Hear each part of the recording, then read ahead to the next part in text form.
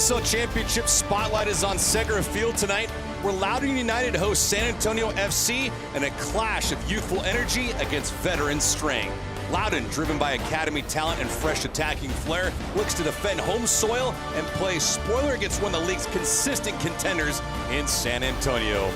Good evening to all, wherever you may be. With Ricky Lopez-Espin, I am David Gascon.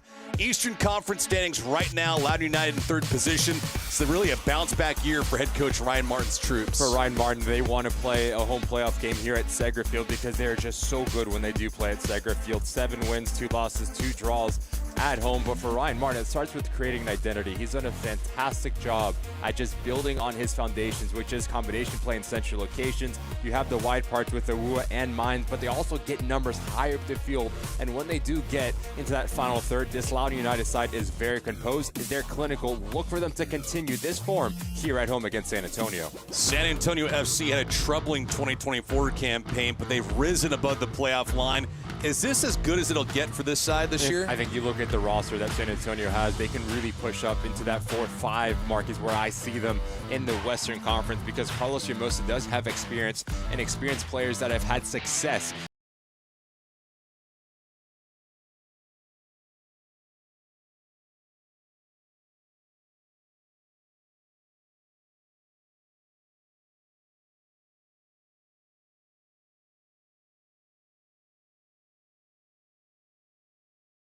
Results here at Segra Field. San Antonio FC is winless in their last 8, trying to get back in the good graces of the win column. Coming up on the other side, we'll get to the starting 11 and first touch. It's Loudoun United, San Antonio FC coming at you next.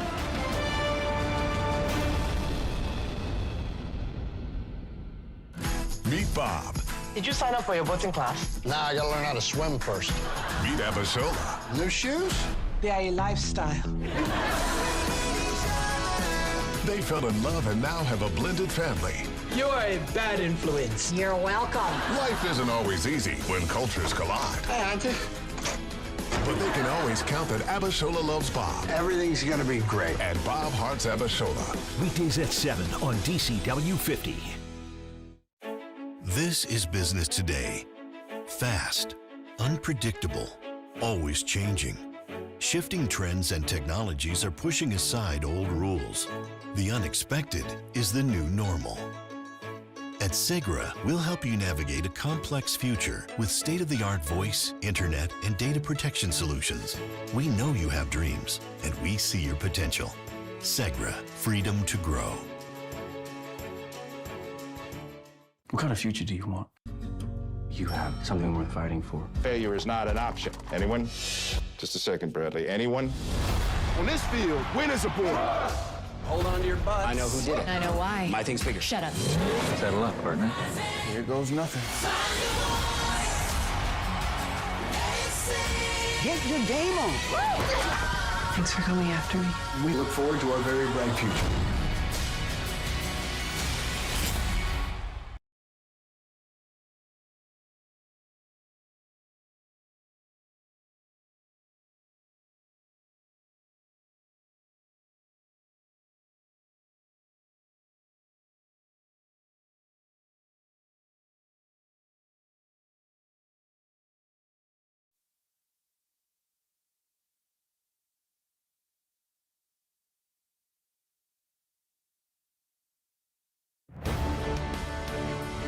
Live here at Segra Field from Leesburg, Virginia, Loudoun United and San Antonio FC. Eastern Conference, Western Conference foes scoring up here on a lovely Saturday night from Virginia. First off, the starters for Loudoun United, led by head coach in Ryan Martin. 11-8-4 this season. Their deployment of 4-3-3. Hugo Faru back between the sticks. Big opportunity for Faru. He's going to give this Loudoun United side a leadership and organizational ability to combine that front three in front of him. Damrot, Learman, and Tingini do a good job at staying compact and keeping everything in front of them, because if they do that, that allows Awua and Ben Mines to be really aggressive on their wingback positions. San Antonio FC, led by head coach Carlos Llamosa. Their deployment tonight a little bit different, a 4-4-2. Jorge Hernandez in the middle of the pitch. He leads the team this season with 8 goals on the year. Jorge Hernandez, all-league type of player, 8 goals, 2 assists, ability to do a little bit of everything, whether it is combining centrally, but can also find that final call. If he does get into that final third, expect Patiño and Pacheco to be running in behind and be those stand-up players that Carlos Hermoso wants. Getting that front two in a rhythm will be crucial, and it all comes down to Jorge Hernandez settling into this game.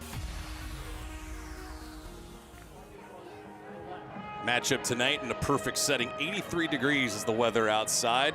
Pretty comfortable. Humidity is only at 60%. Scattered clouds, thoughts of rain throughout the day, but all in all, we're in the month of September. And Ricky, the playoffs are right around the corner, man. Big opportunity for both of these clubs. For Loudoun United, you want to continue to push up the Eastern Conference table and try to close that gap between you and Charleston. And for San Antonio, that Western Conference extremely tight. So these 3 points at a premium in this game here today. Not bad for a Loudoun United side that's playing with what some people think is a lame duck coach. Yeah, you just look at Ryan Martin. He's done a really good job. Created a little bit of separation between Loudoun United and DC United, so he's been able to get his fingerprints on this roster, bringing players that he wants and continue to build layer after layer at creating a game plan. And you see why Ryan Martin is regarded as a really important coach in USL Championship.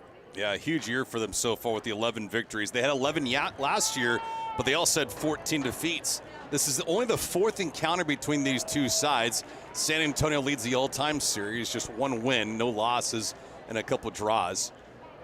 Loudoun United in the red kits today. San Antonio, the white tops, the white bottoms, trying to get this thing underway. San Antonio, not a lot of major moves that they need to make to get amongst the top 4 in the Western Conference standings. But once the playoffs come around, it's all about securing at least 1 home playoff bout. Loudoun United has that right now as this contest is underway. Hugo Farou, 2nd USL Championship in saves on the year. The goals against average sits at about 1.5 at 152. He's gone wire to wire so far this year for Loudoun United, and a quick foul immediately out of the gates. Pedro Santos, who's down the deck right now. Just saw him drop, and his first movement for Santos right now is in some agony. Direct ball over the top from Hugo Farou. And just off the ball between Flores Blanco and Pedro Santos. Matt Thompson and his refereeing crew quick to whistle it. More importantly, an opportunity for Loudoun United to put this ball into the mixer and really test this back line of San Antonio. Shining the light on the subject, Ricky. In a match like this, goals will be at a premium for Loudoun United. They're without Abdulatif Abukur, at least amongst the starters, and that kind of firepower is going to be missing for them as you take a look at Ben Mines, who's in the middle of the park along with Tommy McCabe.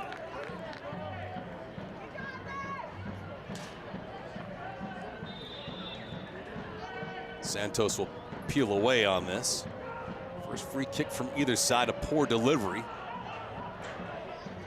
Ball played in again and rejected again.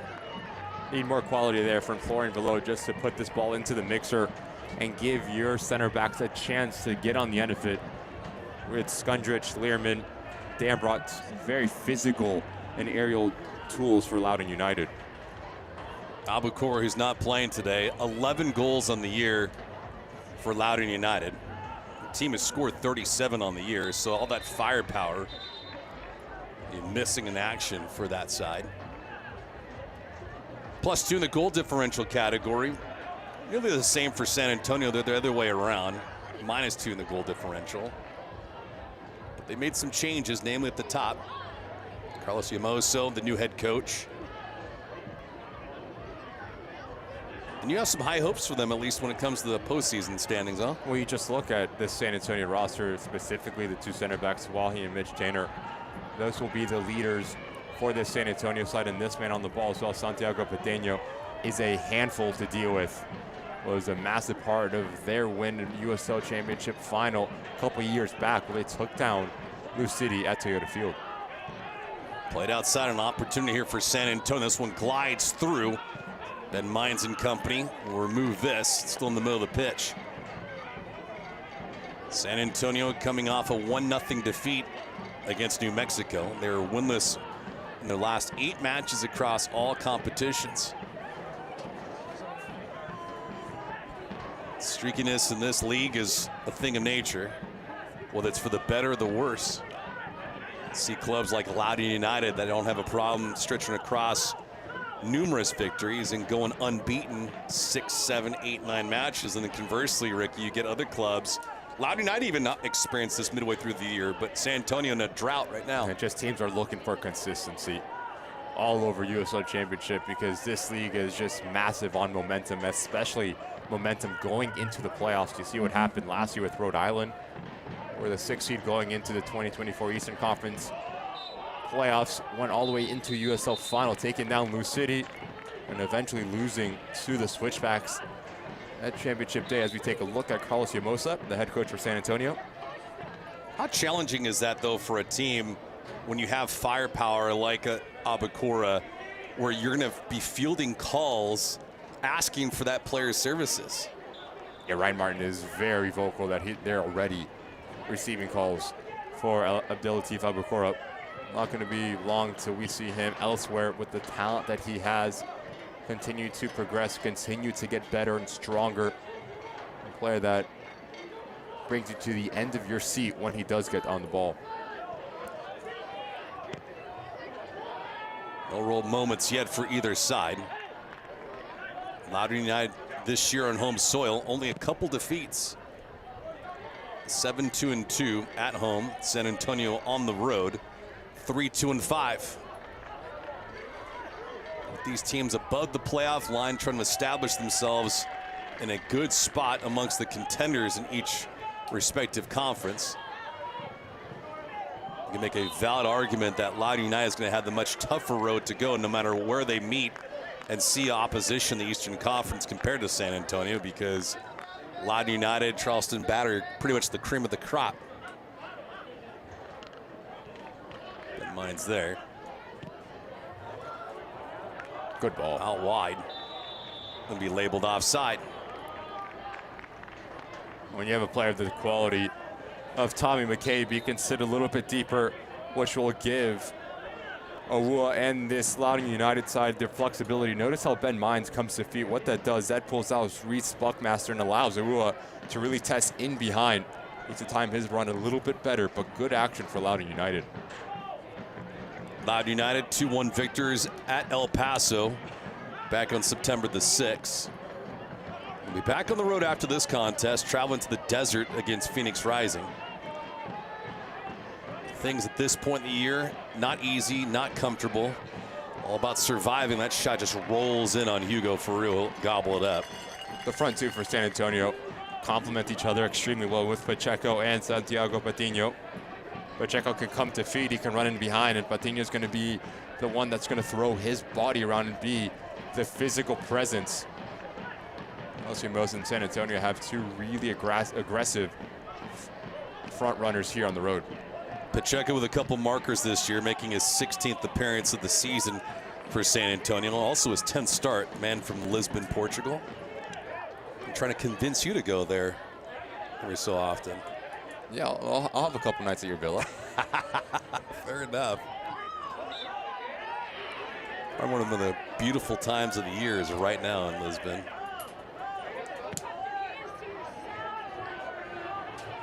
San Antonio last year below the playoff line. 10 victories, 15 defeats, 9 losses. And prior to all that, pretty much clear skies for San Antonio. Regularly, consistently above the playoff line. You could pretty much pencil in anywhere from 12 to 16 victories for the squad. Tough to beat at home. Stable on the road. This crossing attempt was a dangerous one, and scales just wide of the cage as Florian Below was there in close proximity. Fantastic action from Loudoun United. You change your point of attack with Keegan Tingy, and that shifts the San Antonio side. They all get caught ball watching. Really good movement from Florian Below as he peels off. So while he actually takes a ricochet off the back of the center back, because Florian Below does a good job at heading it into the body of the center back. Below's usually the one delivering balls into the 18, not necessarily receiving. He's got 8 helpers on the year for Loudoun United. That's tops on the club. 1 goal with the 8 assists. He'll take this corner now.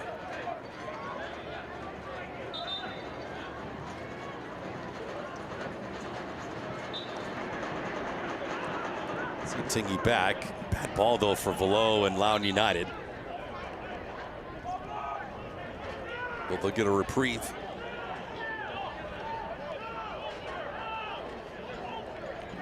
Match just underway. No real threat for either side yet. Velo, high ball into the sun. Possession's going to stay with the home side. See what kind of impact Mother Nature has with Sanchez in between the sticks. That sun still trying to set. Got a couple hours of ball left before that'll happen. As you see Sanchez there. Played through, carrying around. Just outside, a drive sails over the cage. Nowadays, we've seen how important a long throw-in can be and how dangerous it can be. Just getting numbers high up the field, being really aggressive, and just causing some chaos in the opposition box. As this ball pops out, Tommy McCabe, talking about his technical ability, needs to do a better job at just keeping his shoulders over the ball and striking through it. Loudoun United has shown why they are sitting in the top 4 of the Eastern Conference. McCabe bouncing around USL Championship. Memphis, North Carolina, winning a USL Championship crown in Orange County. Now trying to bring that winning pedigree to Loudoun United. This team good enough to get to the final? Hard to bet against them. I mean, you just look what Ryan Martin, and I put a lot of the emphasis on Ryan Martin because I think he is a fantastic coach. Bad giveaway. And especially in a do-or-die game. Ooh, Learman there. He had one mistake and compounded it there with a harsh foul. Yeah, just trying to recover from the sloppiness here, Learman. Right here, Hernandez just so good at sniffing out half opportunities.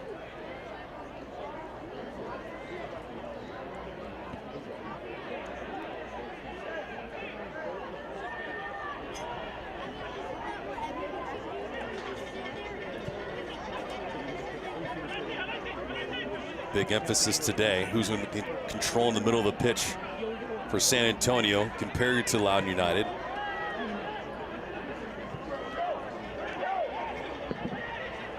Top of the box, weaving away. San Antonio now on the approach in this crossing attempt. A little hot on it.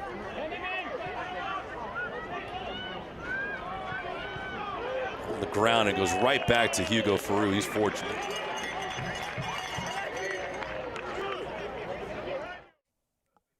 Will beings from another world come to Earth? How long's a galactic year? 250 million years. Or could aliens live among us already? The Big Bang Theory. Weeknights at 6 on DCW 50. Part of the luxury for San Antonio this year is the ability to spread across offensively. Their goal distribution of 26, 13 different players have scored for them. So the ability to be unpredictable, it's important. Not top heavy like you would be for a Loudoun United side or Charleston Battery. There are clubs that lean a lot on one particular player, maybe even two, but with San Antonio, you don't have that.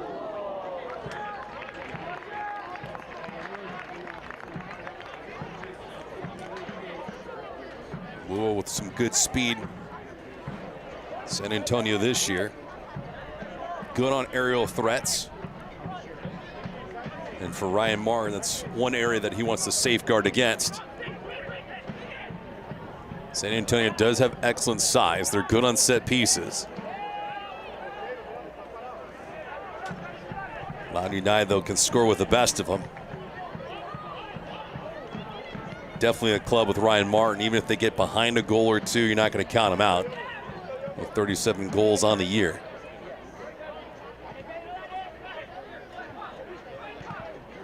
Really good press here from Loudoun United, getting Ordonez, Florin Velo, like for like with the two center backs and doing that. Now you take out Tainter and Sawahi out of the game.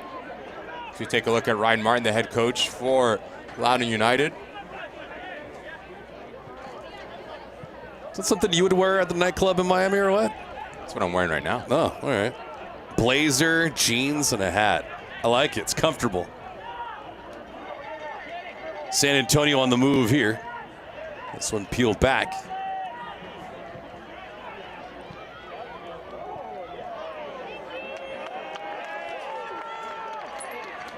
Carlos Llamosa's guys. A different squad this year, now defending against Loudoun United.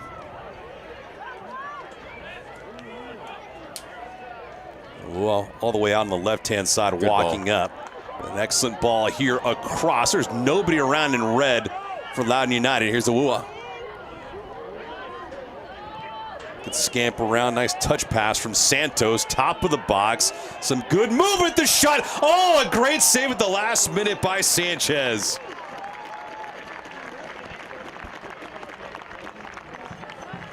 Fantastic recognition from Awua. Notice how he gets to the end line and he just picks up his head, understanding the back line of San Antonio is dropping. So where's the space? About 12 to 15 yards with the cutback. Ordonez doing a good job at creating his own shot, and Sanchez just quicker than Ben Mines. Good save from the experienced goalkeeper, showing a little bit of athletic ability. Ordonez has made the most of his limited time so far with Loudoun United. He's scored 3 times in 4 matches. Made his debut with the squad back in the month of April. So not a large body of work, but he's made it count for head coach Ryan Martin. And not like you're going to replace a guy such as Abdulatif Abukora, but it's always nice to have someone fill that void. You have Zach Ryan in that conversation as well, but a little bit of a glimpse of Ordonez, how good he is in terms of his box movement, box recognition of space, and the ability to create his own shot, which is just so important as an attacking player. It just gives you another weapon in the arsenal, not only getting on the end of service, but creating opportunities on your own.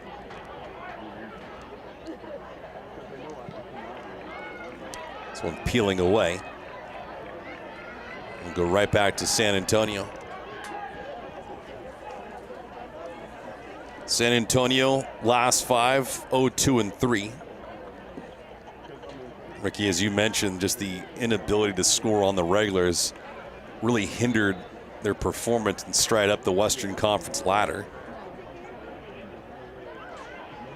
Loudoun United in their last 5, 3 up, 1 down, and 1 draw. Took care of business against El Paso and Miami. Pulled to a draw with Sacramento.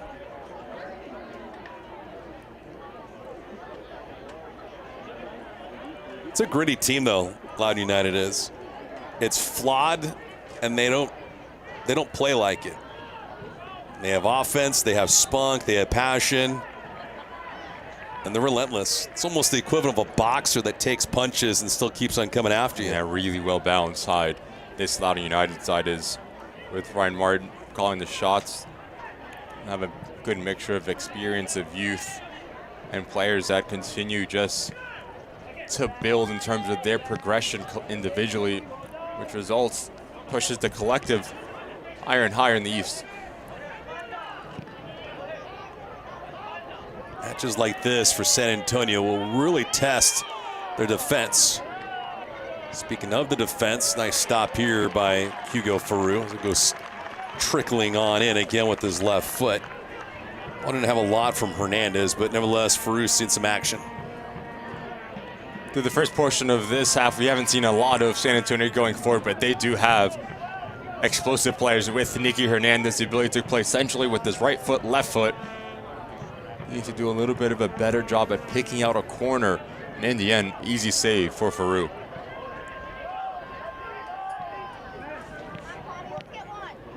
Faru and Sanchez pretty much dead even with clean sheets. Sanchez with 5 of them, Faru with 4. Both these keepers have played the majority of the games for their respective clubs.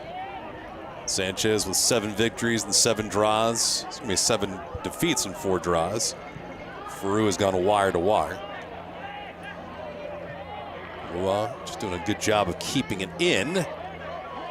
Pressure being maintained by Ben Mines.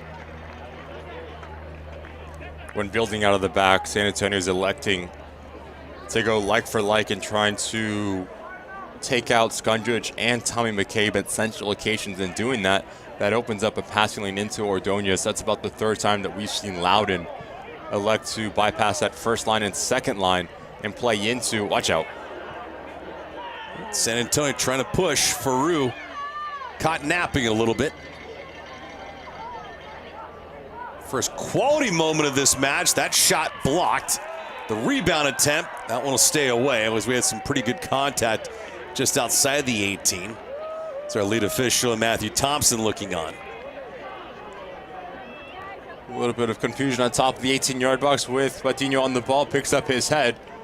Good recovery run right here from Pedro Santos, and it does seem like he does get there right before Diogo Pacheco. Good call from Matt Thompson, going back the other way in favor of Loudoun. Big emphasis today for Loudoun United was how to defend Jorge Hernandez. Haven't really called his number just yet. Granted, we're in the 20th minute, but it's a good sign. Defensively, Loudoun's done a really good job in terms of their defensive structure and their compactness. And just notice how deep Tommy McCabe is sitting the two center back split, which allow Awua and Ben Mines and Keegan Tingy to be a little bit more expansive. There is a massive gap in between that midfield line and back line of San Antonio, so two things need to happen. Whether you are Nicky Hernandez, Soto, or Barone, you need to drop a little bit deeper and eliminate that space, because that is where Loudoun's finding success. Some numbers. Ordonez was on the left-hand side. Mines who creeped in. Velo's asking for it all the way on the left-hand side, but out wide. No one's seen that.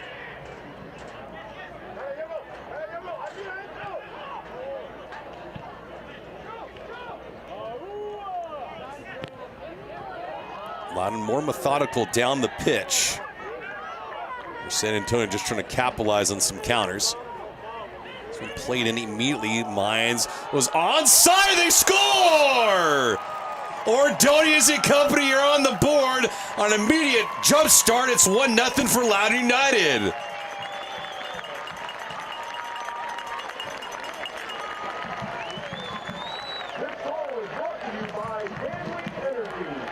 A fast restart, and Ordonez making the most of his limited time. His fourth goal in now 5 matches for the home side. Fantastic recognition of the moment here from Loudoun United. It starts when trying to play out. This ball goes out for a throw, and notice how quick Florian Velo runs over to this ball in a blink of an eye.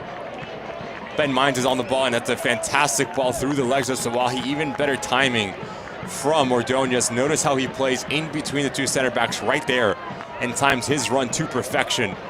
And the body control to get on the half turn and simply not lose a step and just pass it by Sanchez. Efficient, quick on the toes, and Loudoun in the lead.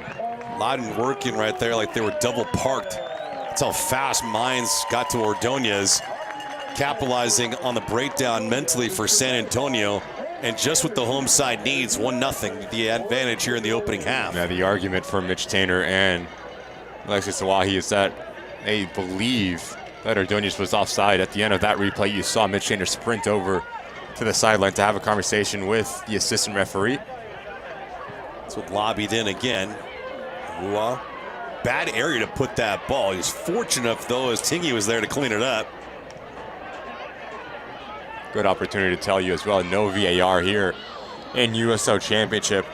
It's a well-worked goal and natural movement from Ordonez. The ability to spin around, compose himself, and have a quality finish. True striker in terms of that goal. Is that a message that you will champion in a couple years from now with relegation, as we need relegation and VAR? Yeah, I believe so. I think there is a spot for VAR. Obviously, it does cause a little bit of adversity. The way that soccer is trending, football is trending, especially in the global market. Yeah, there is a spot for VAR in this game.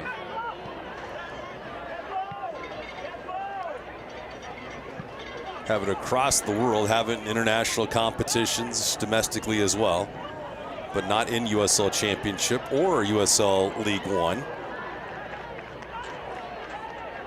Ordonez's fourth goal occurring in the 22nd minute. Loudoun United leading quickly Ben Mines on the assist. It's 1-0 for the home side. San Antonio is desperate to get themselves an advantage. They're unbeaten in 38 straight when they have the lead through 45, but they're going to need a couple without conceding anything more.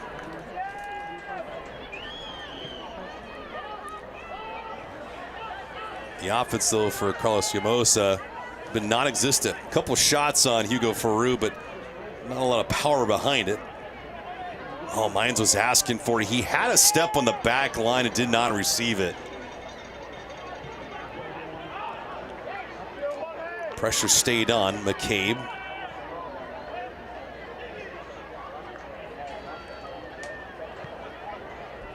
Excellent job early on this match for Loudoun United playing ball hog.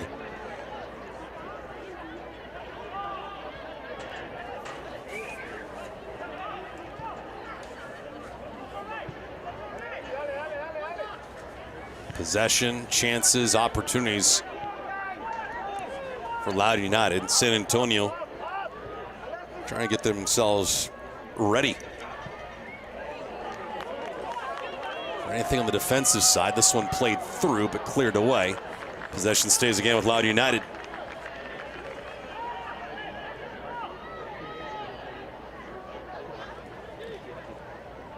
Get a good look at Ordonez. His goal scored in the 22nd minute, presented by Hanley Energy. Energy management for a digital age. His 4th of the year in 5 matches. Pretty good pace if he was playing 18, 19, 20 matches this year. You pair him with Zach Ryan and Abukora, and now you have 3 real weapons for Ryan Martin ahead of the playoffs. Just on United side. Talked about the balance that we've seen, but just so comfortable in possession as well, whether it is overload centrally, and once they do get to that final third, they do in numbers, so it tells you about the mentality as well.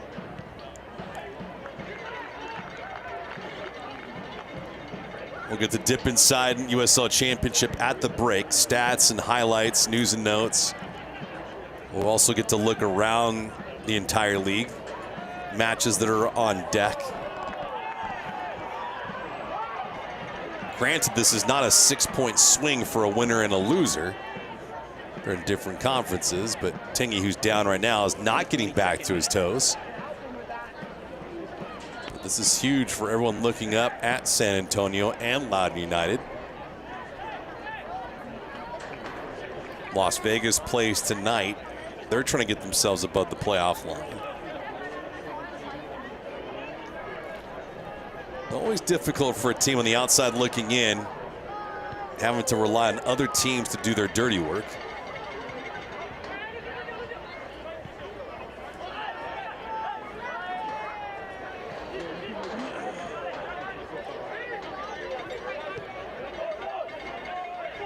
San Antonio with a couple shots, but not a lot of work for Hugo Faru yet.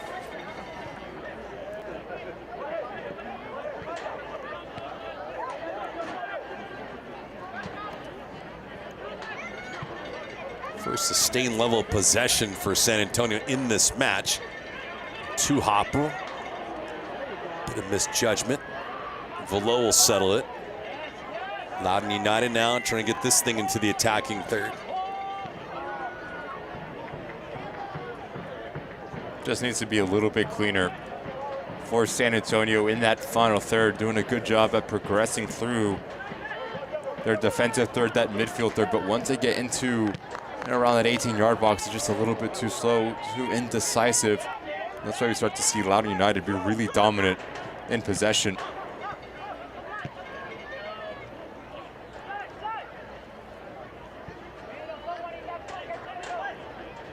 San Antonio has not grown into this match yet.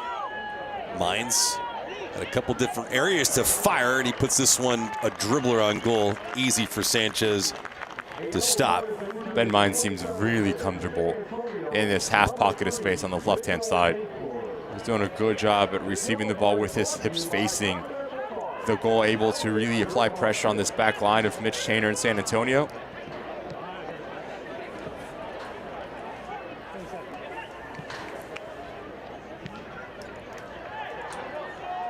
Tainer, who picked up yellow on caution the rest of the day. The chip on the right-hand side. Farouk comes out and goes off the crossbar. Must cross the end line. It did not.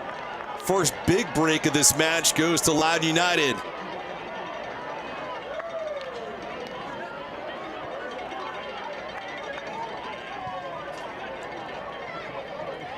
San Antonio trying to keep the heat on. Awkward angle, loose. It's not a good ball. Escapes, at least temporarily. Played back in. Skundrich there, not well struck.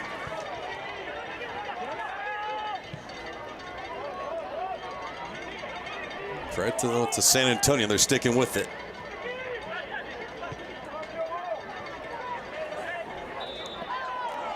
And a foul just outside the 18. That's going to be a good look for San Antonio on a free kick. Fantastic bit of interplay from Jorge Hernandez. That's a goal.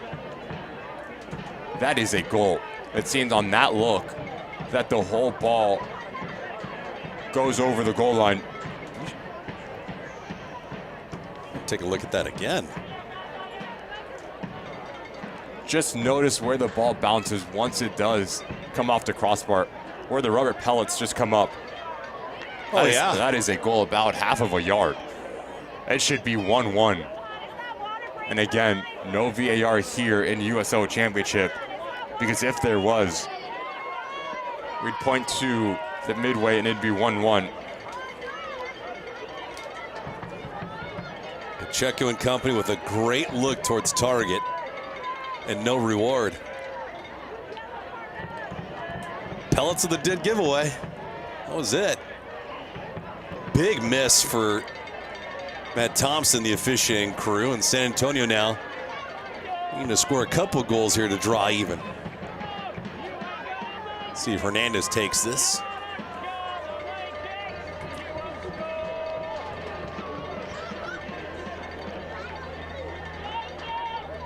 Forward to the right for Loudoun United.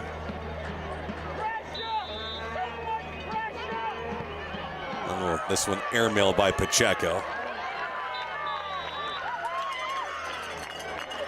That last action from San Antonio just tells you about the quality of Jorge Hernandez to find his teammate in that final third.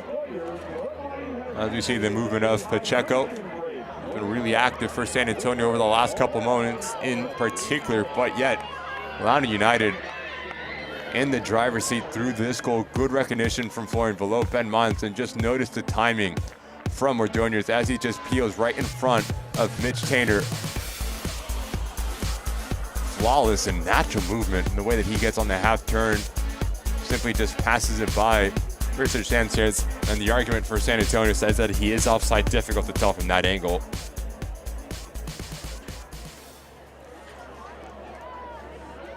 So 2 breaks for Loudoun United. The goal was not ruled offside, and the shot that went off the crossbar that crossed the end line for Pacheco but was not called a goal.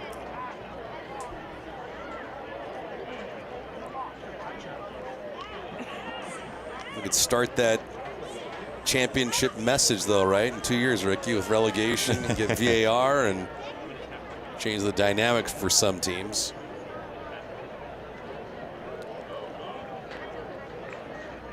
So the youngin here enjoying this match. Hope you are too. Now with VAR, if it were to come to USL, would you put it across the board with USL Championship and USL 100%. League One? You need to. Yeah. Trying to build a standard. Have to have same thing you do in USL Championship and USL League One, and the conversation comes what happens when the Jägermeister Cup comes around the corner, right? You have 2 teams from different leagues, quote unquote, different levels of the pyramid. I think if you do introduce VAR in the championship, it has to be with League One as well. Especially with the implications of teams rising and falling 100%. between the 2 leagues. That's massive. Money at stake, contracts, and prizes the whole 9 yards.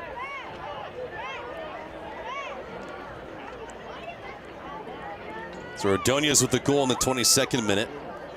His 4th of the year with Loudoun United after the hydration break. And Thompson and company will resume activities here in this opening half. Been better played so far for Loudoun United, but San Antonio has not had a couple things go their way.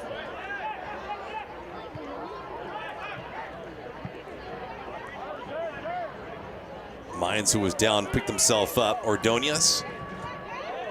Nice move by Ordonez. Tried to squeeze it through.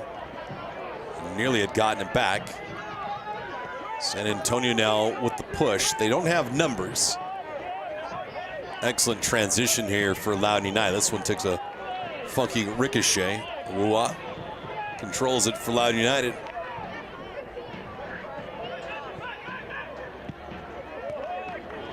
Seen a lot of high pressure from San Antonio, but they execute here. Just missing on as it goes back to Faru. What specifically does San Antonio need to do right now in this first half to change the dynamic of the first 45? Just need to get in a rhythm. Right? So many times San Antonio does get on the ball, unable to connect passes, giving the ball extremely cheaply. That last action, the perfect example. Nicky Hernandez has so much time and space to pick up his head because you make two really good runs with Pacheco and Santiago Patiño, unable to feed your two strikers. And it starts with also settling into this game, and you have to look at Barone and Soto, the two players centrally, take the sting away from Loudoun United, take the game away from them, and then you can connect passes, get the confidence, and get into rhythm. I've not seen it for San Antonio through 35 minutes here.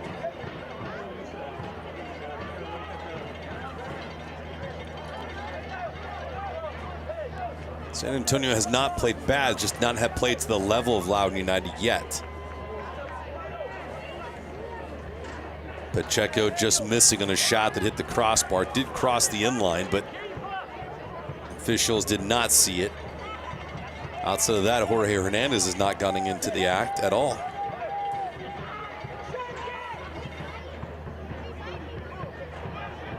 Not a threat yet. Carried around this opportunity. The shot was blocked. Loose. Sea of red, but San Antonio plucks it out. Now they have a chance towards target. Faru with a good stop, two hands in a prime scoring opposition for San Antonio. Yeah, Ryan Martin, you're going to be really frustrated with the inability to clear this ball.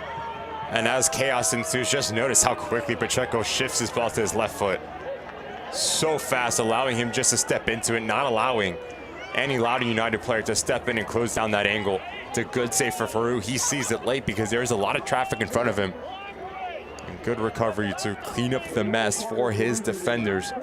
It's not the best placement in terms of the rebound given up from Hugo Faru. Santos with a yellow card here. So each team with a member on caution.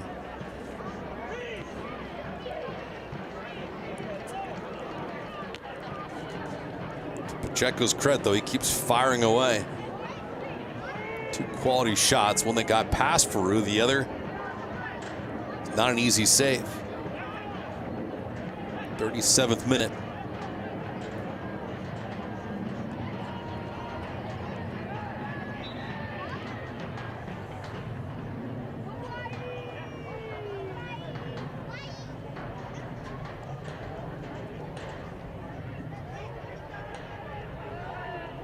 Loudoun United doing as much as they can without Abukora.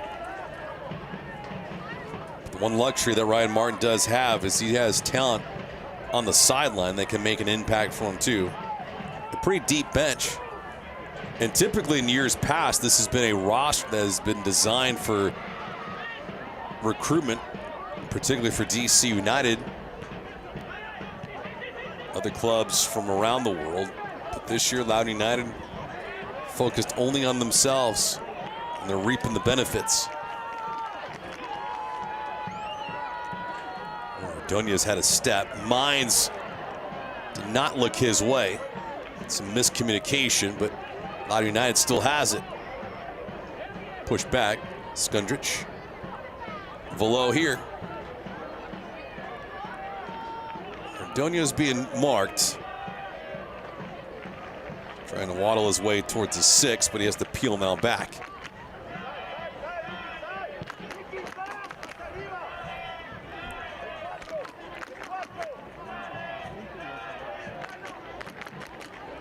Tingy gonna run out of real estate.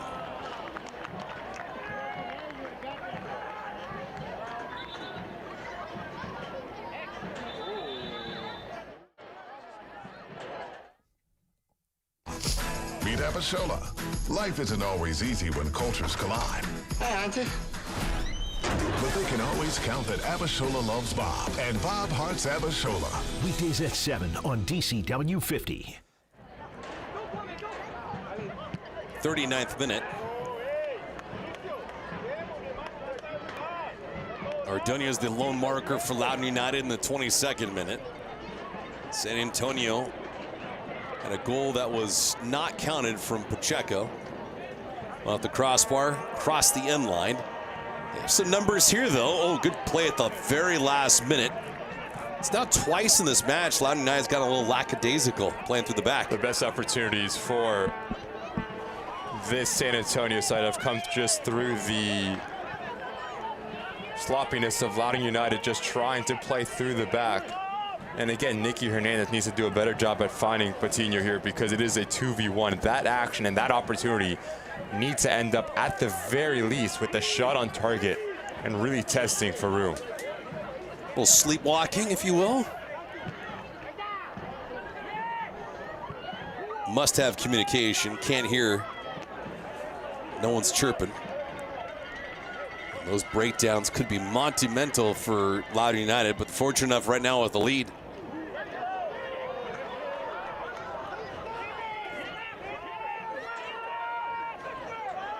Low wanting to work quickly again. You just see the bench, bottom of your screen, of Loudoun United. Extremely frustrated that there is just no help for Florian Velo to go quick again. It tells you that's something that was in the scouting report, that San Antonio is extremely slow to reset and to get into their shape once the ball does go out of play. Exactly how Loudoun scores their goal. Do have some numbers for a minute. Good defending there from Tainer. Tainer is a rock, though, for San Antonio, making his 19th start of the year, 19 matches for him. Goal and an assist.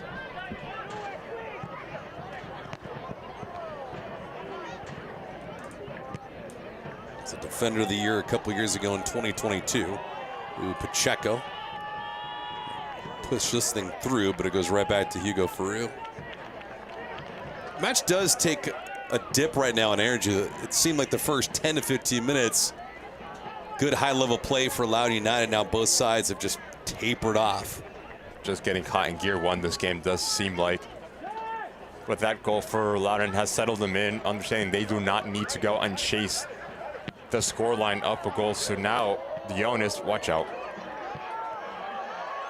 Bad ball here, and Sanchez is going to get lucky. My goodness.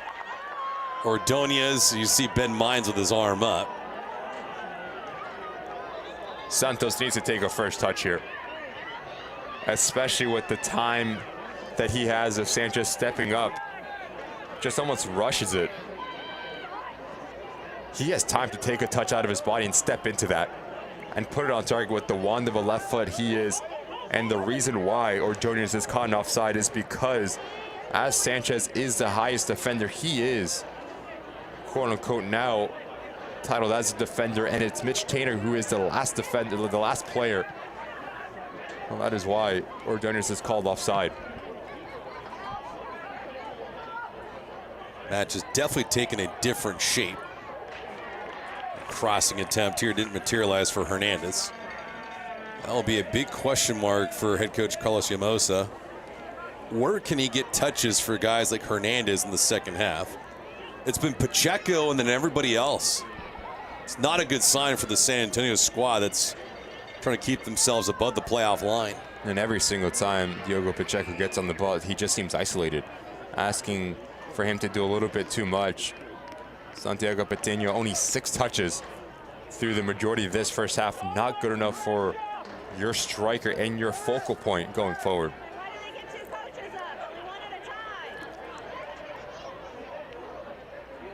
A rare corner here in this first half for San Antonio. Faru on his line, using the left hand to shield the sun. Could be a problem towards the back post. Hung up in the air, and Faru will climb and get it.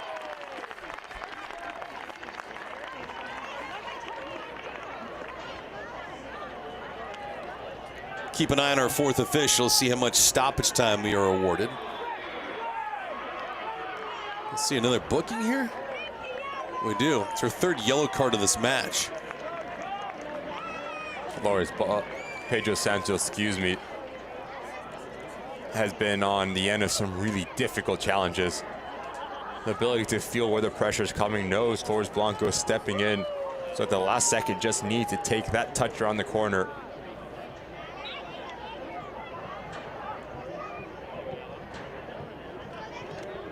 Yeah, that yellow card's going to be against Flores Blanco.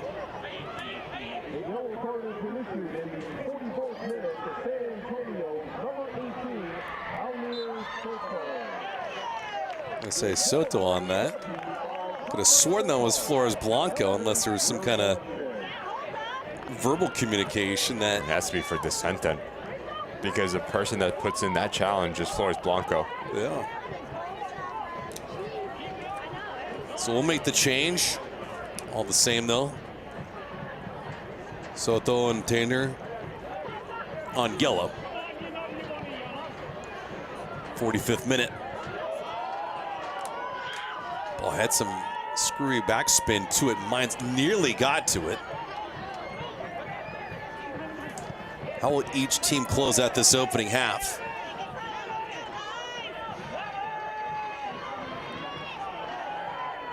Gonna be a foul here. It'll be 3 minutes of added time.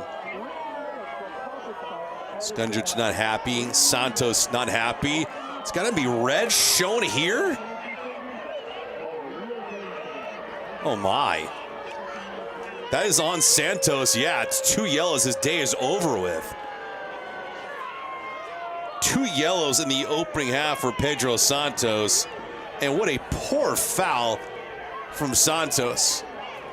It's a foul, yes, from Pedro Santos, but to see a second yellow, to have his day cut early, that is where I have a little bit of a question. It's Drew Skundrich who makes the initial challenge, who engages into the contact with Barone. And as Santos comes across, there is a little bit of contact, but to see yellow is harsh. Things have changed dramatically now for Ryan Martin and this Loudoun United side. It was an easy day at the office, up a goal, dictating tempo. And just like that, down a man versus a San Antonio side that is full of experience and are going to start to smell blood in the water. Just what you needed for San Antonio, a break to go your way. Santos having a couple of choice words for the far side official, but it won't matter. But the onus is on Santos here, though. Regardless if it was justified or not, he's playing on yellow.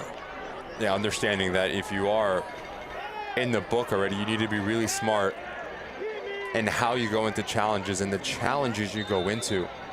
There's no real need to engage in any sort of contact. Even worse near the end of the half.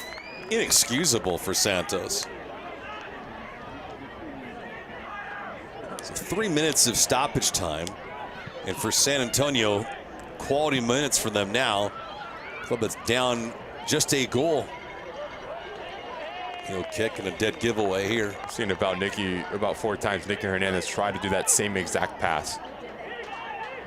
Trying to just heel it back into a player making a secondary run, and every single time Loudoun has sniffed it out.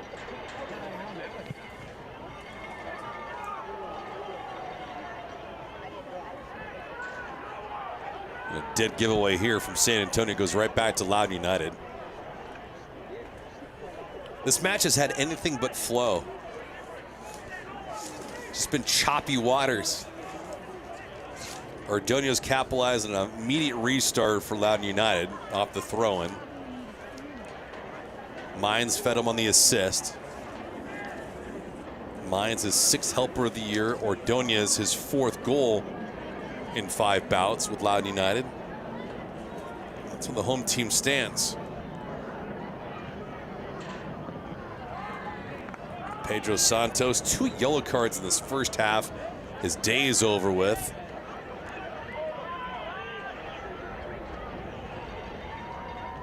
Matt Thompson, maybe a bit harsh, but all works against Loudoun United. San Antonio trying to capitalize up a player.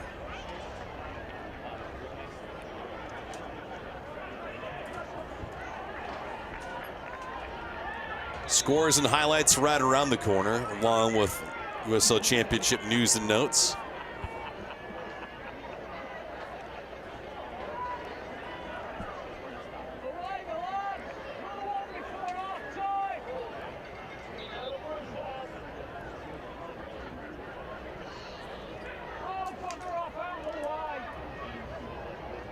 Tingy on this throw-in. Velo who gave it up. Loudoun trying to push. Ordonez in company, a little forceful on it. Goes right back to San Antonio.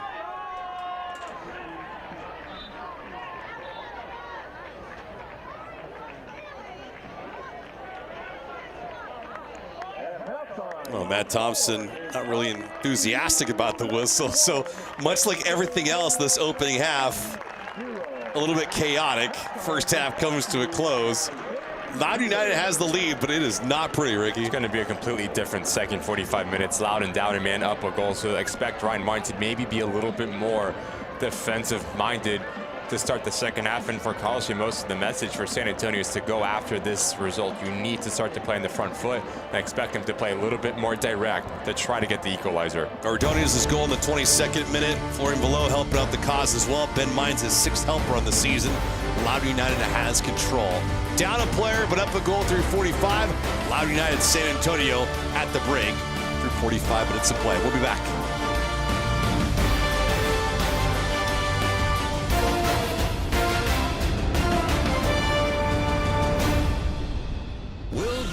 From another world come to Earth. Turn left at Alpha Centauri. You can't miss it. Watch for signs of hyperintelligence. How long is a galactic year? 250 million years. A love for rocketry.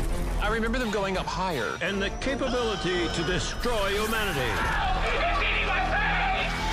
Or could aliens live among us already?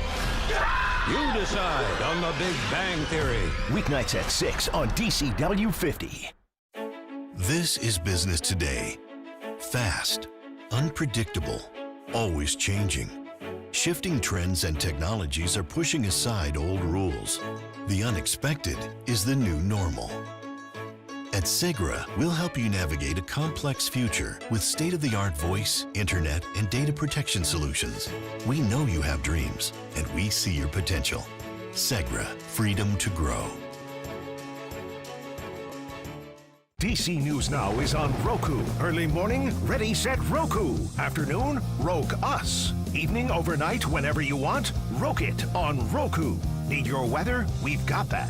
Want to see what the community's up to? We've got that too. Looking for ways to stretch your dollar? Roke your savings. Newscasts, features, weather, sports, living local DMV, and custom content just for you on Roku. Search DC News Now today and let's Roku and roll.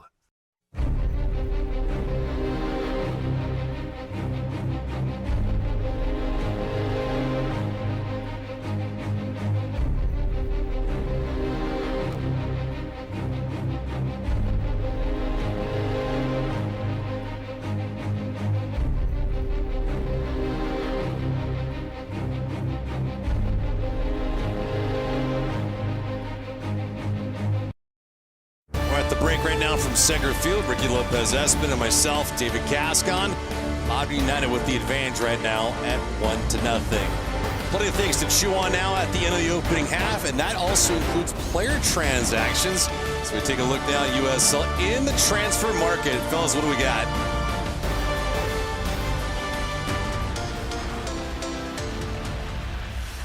When Nick Marcanic arrived at Charleston Battery in 2023, he had no idea what his future would hold. But after a 28-goal Golden Boot regular season in 2024, Marcanic was on the radar.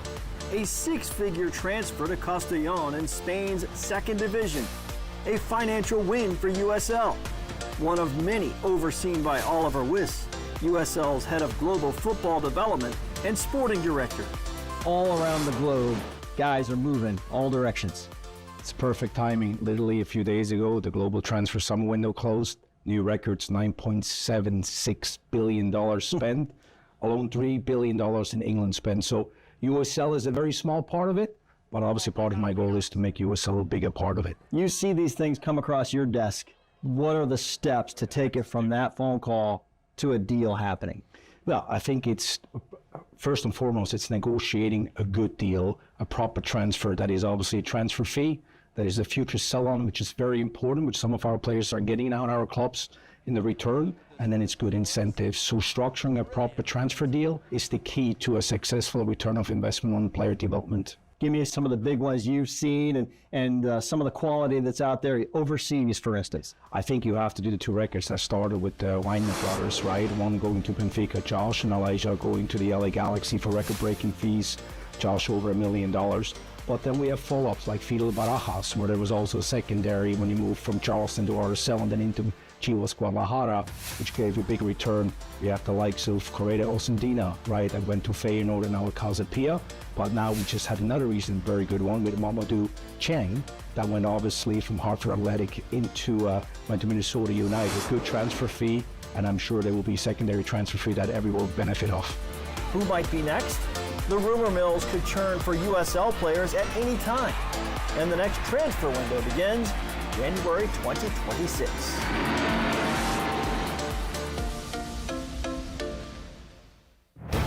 We'll continue the Van Meter halftime report in just a few seconds. Don't go anywhere. Loudoun United with the 1-0 lead over San Antonio.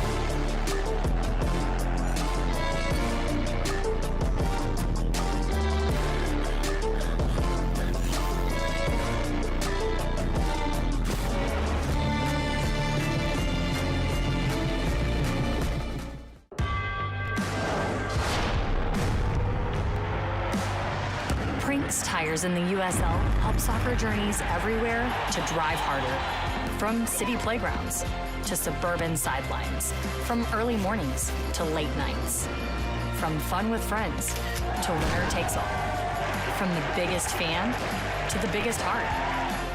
And at every turn, Prinks Tires will be there for the long haul.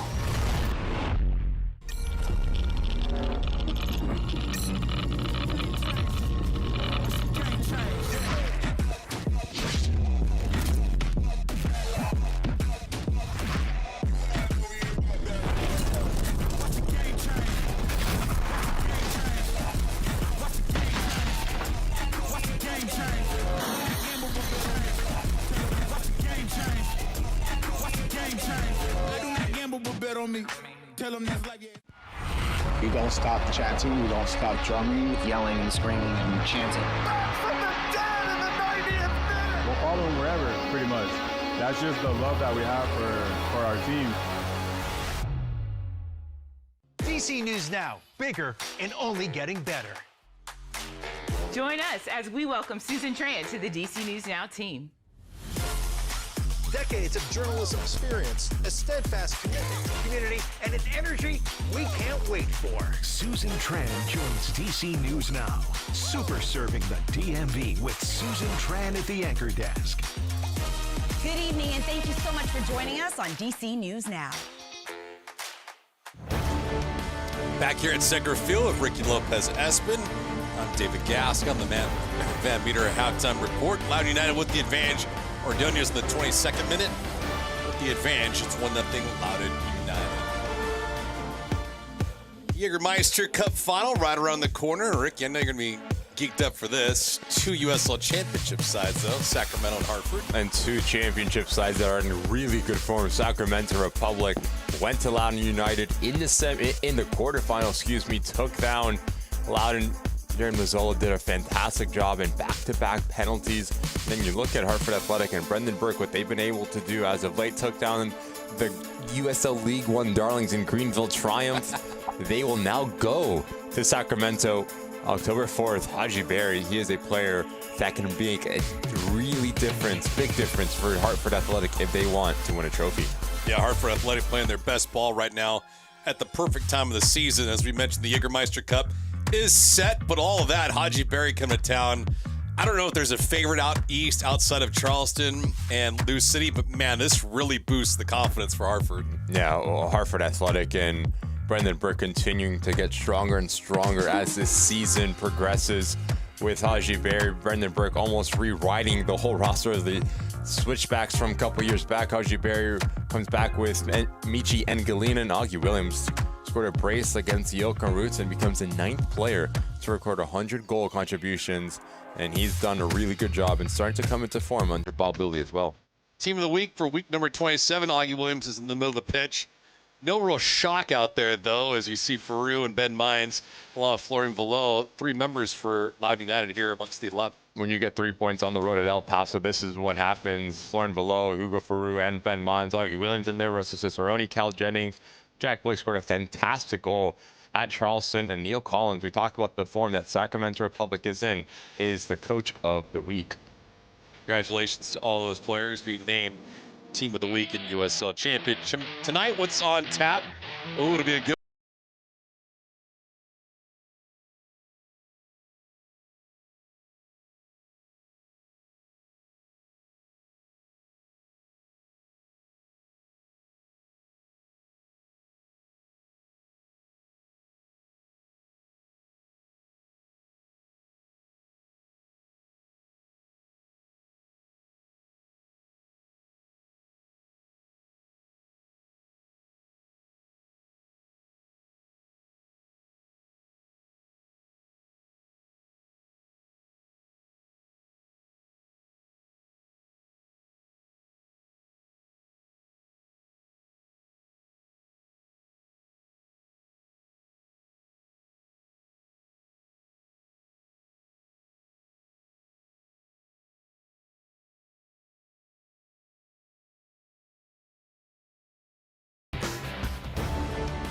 We're going to have some stats and some highlights right around the corner of the Van Meter. Pat Timmer report continues after this. We'll be back.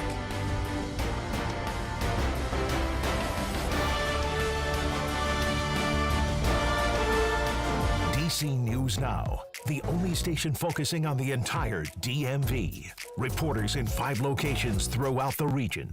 A look at weather with a regional approach, so you always know what's ahead. And an unmatched commitment to local news. More community, more breaking news, and more weather coverage for everyone in the DMV. Join Chris Flanagan, Susan Tran, and Janessa Webb. Watch DC News Now tonight at 10 on DCW 50. Come see what's trending on Karamo. He has deleted 1,938 texts in the last 30 days. Unlock that phone for me. What's in there that you cannot see? See what's taking over everybody's feed. You did try to gaslight her. You did try to mislead her. You did try to manipulate her. I don't even worry about that at all. This is a lot of chaos from the beginning. A lot. All season on Karamo. Weekdays at 3 on DCW 50. At Luray Caverns, there's only one thing more timeless than the formations. Grandma, check this out.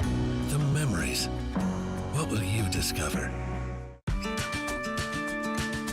From down below to way up high, there's fun in every layer of Luray Caverns. What will you discover? They're not here by accident. It's not by chance.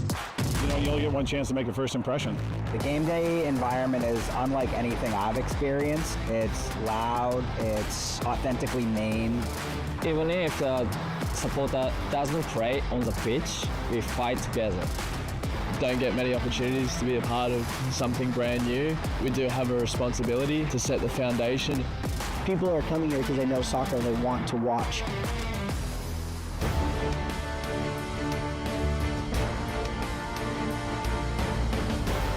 Back here at Segra Field, Ricky Lopez-Espin, David Gascon, and Meter halftime report. Loudoun United with the lead over San Antonio 1-0. We will show you right now how that all happened because, Ricky, it was a peculiar 45 minutes of play. Yeah, no real rhythm, no real rhyme to this first half between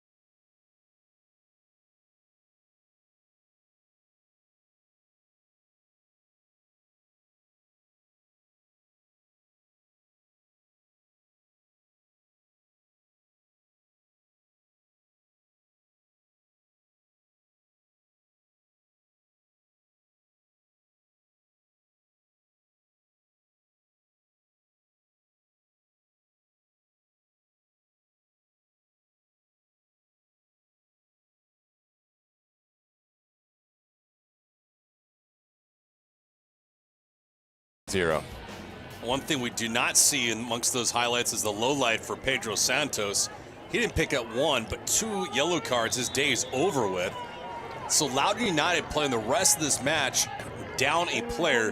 And if you are in a position like this, San Antonio, how do you play these 45 minutes out? Well, you just look at the subs that they brought in. Flores Blanco comes off, Jimmy Madronda comes in. So this is going to give this San Antonio side a little bit more of an aggressive feel with Madronda on the left-hand side to provide real quality in that final third. So expect Loudoun, or San Antonio, excuse me, to be really aggressive and playing very direct in the second half. Loudoun United with Santos picking up that red, done for the day. Did so late in the first half. Inexcusable contact, and now Loudoun United will have to do a lot more defending than attacking against San Antonio, who's trying to snap an 8-game winless streak. So the substitutions coming in for Carlos Llamosa, will they have an impact? We'll find out. One way or another, we'll see what strings were pulled, and for Loudoun United, it's about holding on for dear life.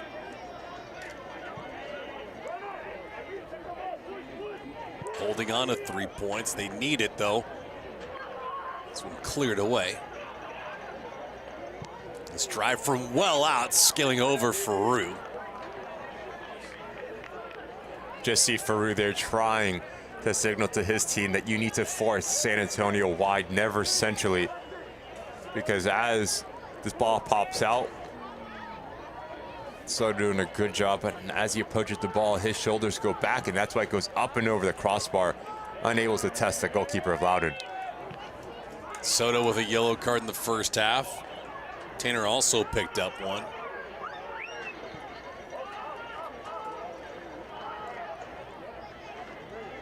So for San Antonio, making 2 changes. Mohamed Omar checks in. Jimmy Madrana as well. Madronda coming in, the 31-year-old from Colombia.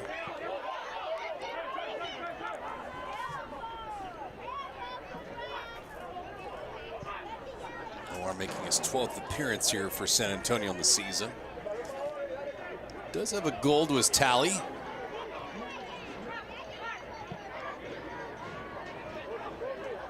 Those 2 changes, though, 94 and 6, both in for 4 and 14. But On and Flores both out. So 2 changes, nothing for Loudoun United.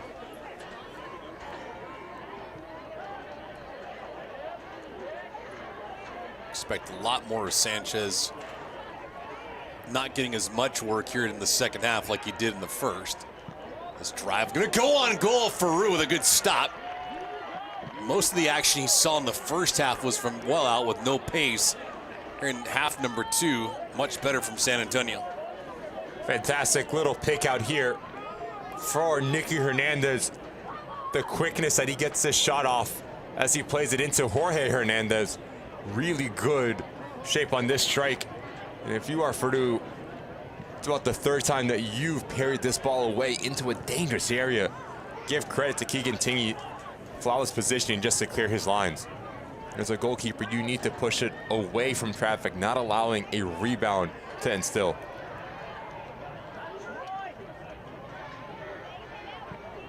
Farouk acknowledged as much, but to your point, Ricky, it's happened more than once, and Farouk's been fortunate.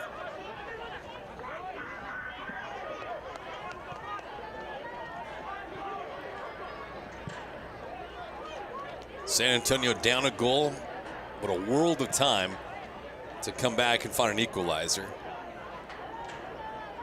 Where they're at right now in the Western Conference standings, they want to grab a couple goals though. Capable of doing that.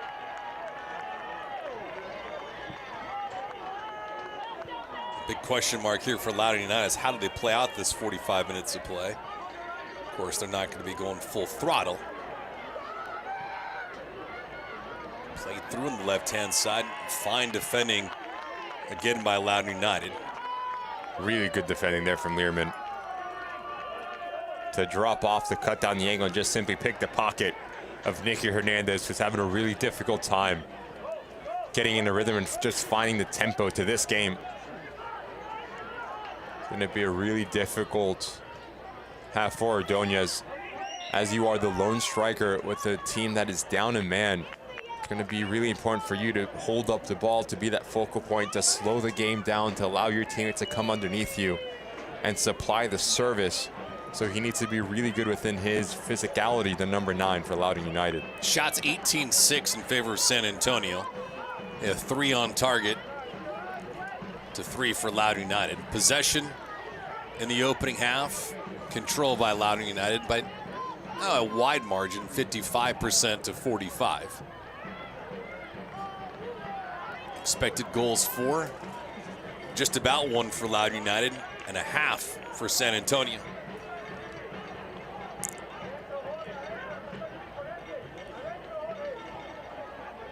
First half of play that did not have ebbs and flows. It's more like stop and go traffic. Couple of good minutes of ball. San Antonio trying to make the most of it here in the second half. They do keep it in. So played across, the header was missed. Skundrich, Ordonez owning it for a minute. Good job for Ordonez, eluding not 1 but 2 defenders, even a third. Tingy here. Long ball, and it gets up there to Velo. Velo, way too much pace.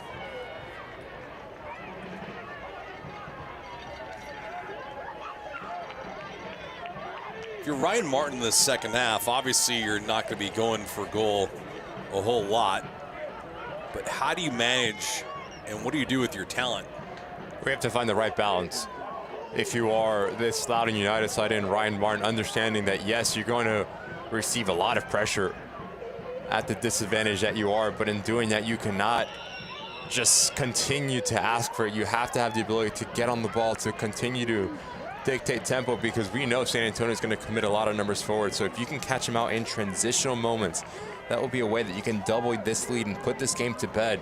The last thing that you want is to invite pressure and to continue to give silly fouls with the quality of service that is on the other side of Jorge Hernandez.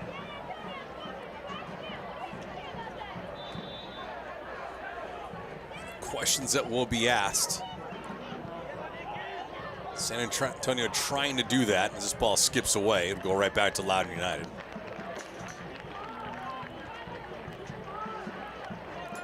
San Antonio wanted to come in here and establish some kind of level of prowess offensively with Jorge Hernandez, Nicky Hernandez. They've not done that yet. Loudoun United been the better team in terms of possession, getting their goal scorer, Ordonez, on the board. You mentioned it, Ricky. They found something, it appears, in film session on throw-ins. They worked quickly, and that's how they scored their lone goal.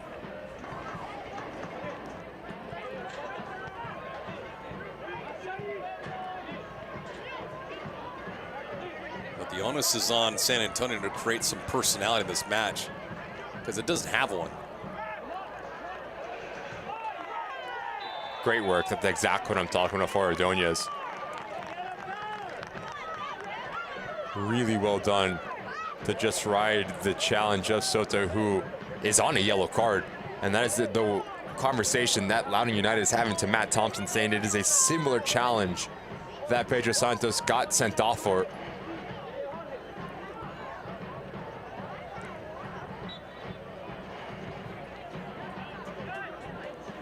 Stranger things have happened, but I don't remember the last time I saw 10-on-10 football.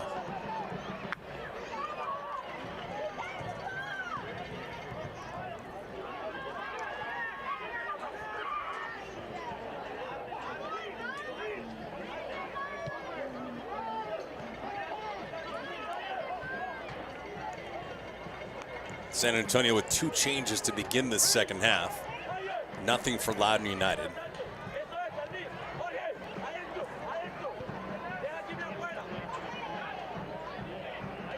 Omar, who came in. And Loudoun United down a player. Loudoun wins today. They'll be their 12th of the year. San Antonio trying to get back over 500 of this ball. Ranging away as it goes wide of the cage, and Faru came out to challenge. Bolo Akinyoti is going to check in for Loudoun United. There's never a player that's capable of two-way, burning some clock and playing solid defense. It's Bolo Akinyoti.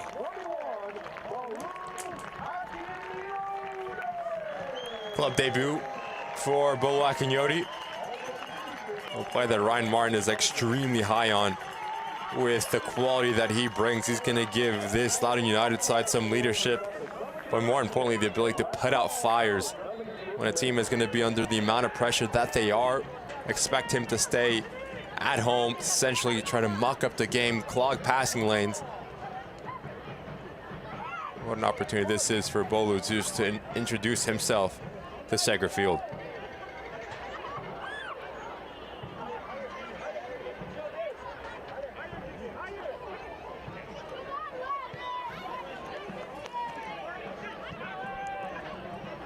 San Antonio trying to capitalize on a mistake. Pedro Santos, this ball played away to the right-hand side. Some pretty good contact there. A good breakup at the very last moment. Faru sees this thing just grab the crossbar and go over.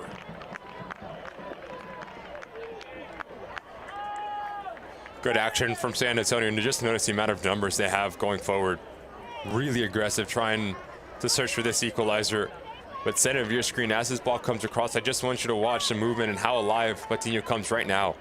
But that is flawless recognition and good defending from Learman to make himself big, denying Patino a clear opportunity from about 12 yards out to deny the equalizer. It's twice now that Learman's done that in the second half. Hernandez will take this corner for San Antonio.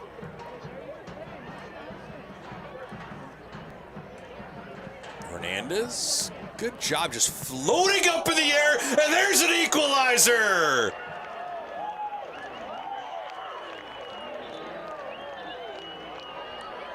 Medranda here in the second half off of a set piece. Hernandez put in a prime spot, and we're level at 1-up.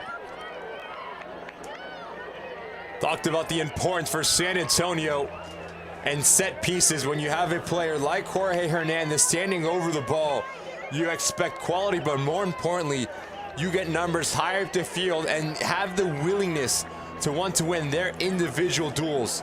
And how many times have we seen a strike like this from Jimmy Medranda? Everyone comes to that near post, allowing this space at the back post, and he just tags this thing. Notice his body position leaning away to allow his leg to get high enough and strike through this ball.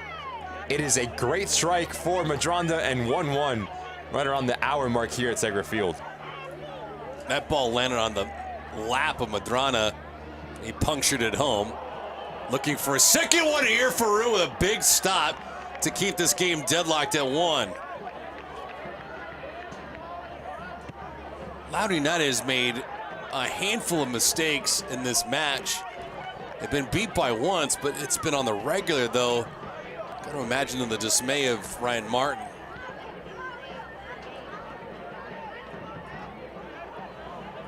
Perfect assist from Jorge Hernandez. Ball was just floating up in the air from Madrana, and he blasted it past the goalkeeper and Hugo Farouk. Especially with his career at Sporting Kansas City. Just some fantastic strikes of the wand of a left foot for Jimmy Madrana. Looking for a whole lot more here, and Farouk has to scale up with the left.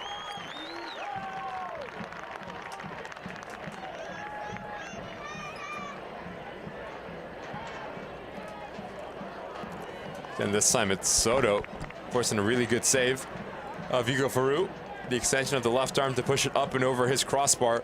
Good positioning from the goalkeeper.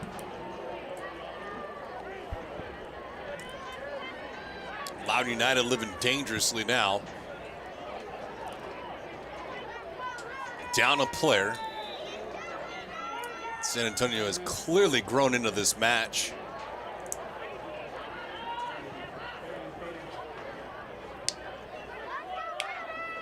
Albeit up a player, but they've been the better squad here in the second half worth of action.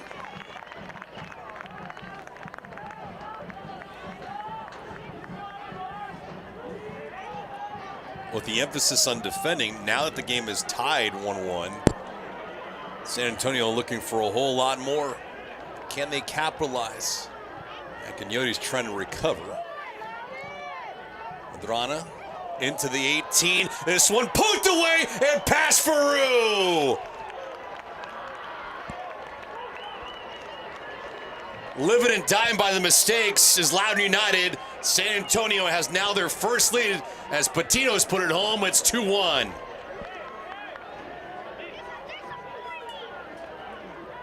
Experience coming out for the San Antonio side. Up a man, continuing to apply pressure and continuing to get numbers in around that 18-yard box.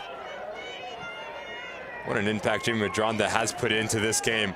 This is all about Santiago Patino doing a really good job at just peeling off his individual marker, and notice a first touch out in space, allowing him just to step into it, not only beat Learman, but also beat Farouk to get his goal, and more importantly, to give San Antonio the lead here at Segra Field.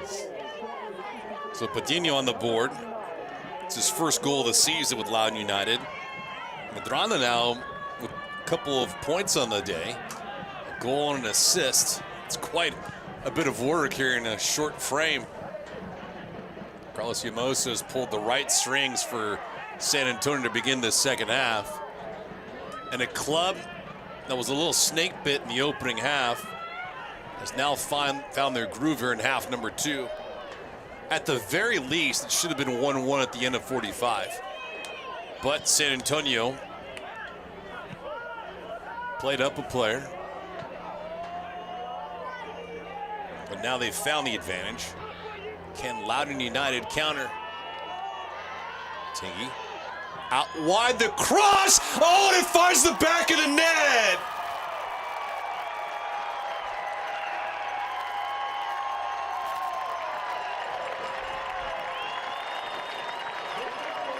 Not the prettiest of sequences for a team that's down. Tingy and company will take it on an own goal.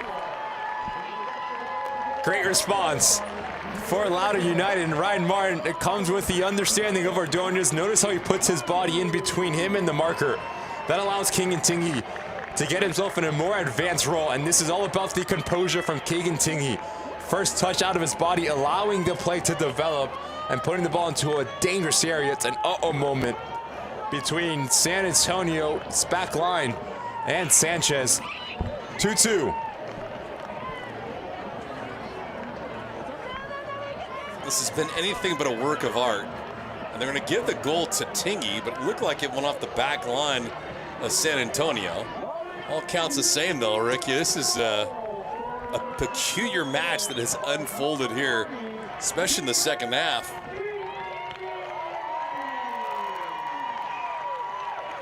I'll have to look back at that goal then for Tingy, because the way that it went in gives a clear indication that it was redirected through. But just the location where he whips this ball in, it's just a nightmare to defend. Because as a defender, you're already facing your defending goal, and you need to make a play on this ball.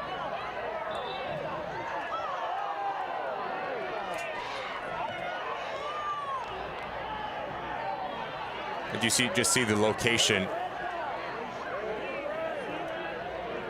You got players that are down. Skundrich is not happy. Learman also over there, having a choice word or two with Omar. And now they hug it out. Didn't see what exactly happened, but Tinky, who's down now, is back to his feet.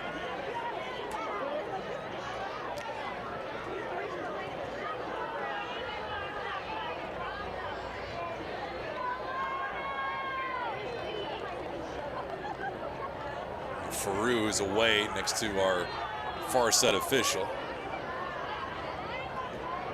Left side of your screen between Tingy and, it seemed like Patino. There's a little bit of a hash out.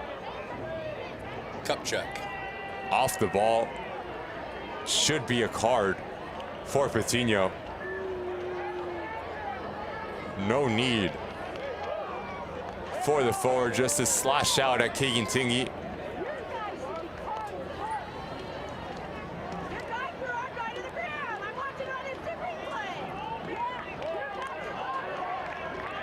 Tingy not happy with it. The fans here at Seger Field are not happy about it. Matthew Thompson, he pulls out his book. Gives Patino a yellow, but that's just disbelief because number one, Soto makes the same exact challenge that Pedro Santos does not see a second yellow. And now off the ball, if you have any sort of altercation at the extension of your arm away, no matter what body part, Patino should be off. It should be a sending off. Very lucky that the strikers continue to stay on this field.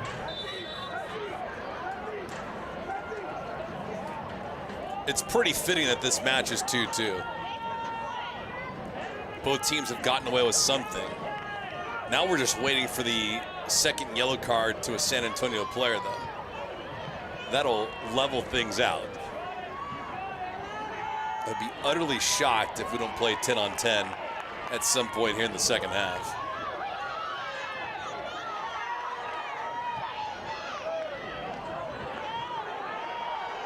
Shade covering half this field. Ordonez. The Wu out wide. Yodi. McCabe. Those two connect. McCabe, for a second, he'd pull the trigger from well out. Lofted it. Wua runs out of real estate.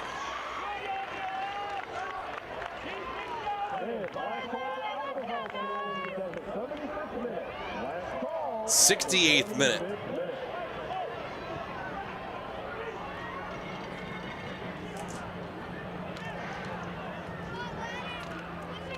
Medranda, Patino.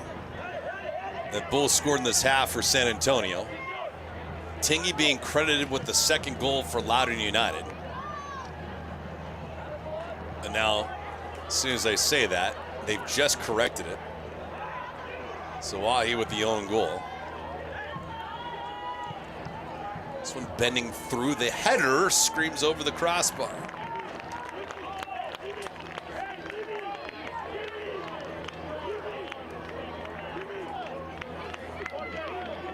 So Tingy won't get credit for the goal, but at least Loudoun United found an equalizer.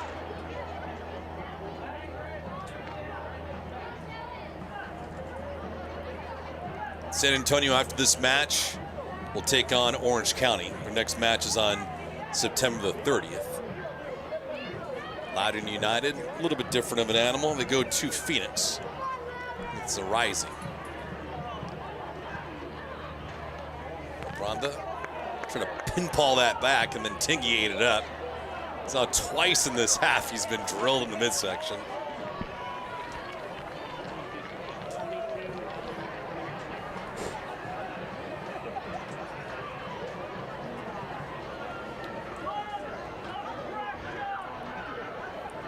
San Antonio playing up a player here for this entire second half.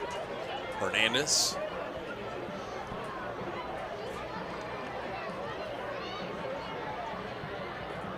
Hernandez with 8 goals on the year. Peru trying to shield the sun. Hernandez bending away, foul onto a San Antonio player. No one can get a shot off yet. That chip won't materialize in anything fruitful. Need more quality there from Reese Buckmaster. It's a right idea to lift it into a dangerous area, but just too much weight underneath it.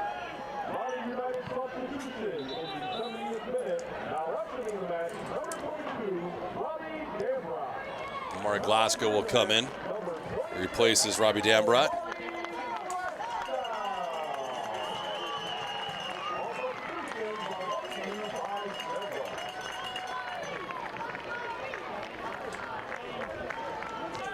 Keep a keen eye on the boundary for Loudoun United, whereas Zach Ryan still has not entered this contest.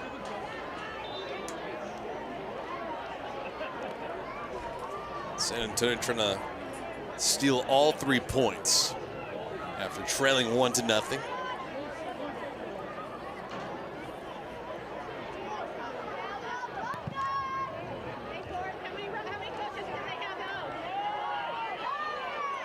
Ordonez being held up, trying to draw a foul, but it goes against him.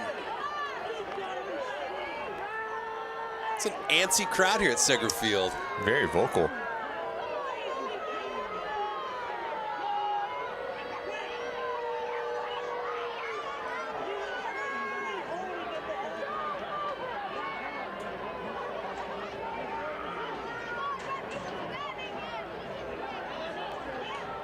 Ordonez and our lead official, Matt Thompson, discussing things.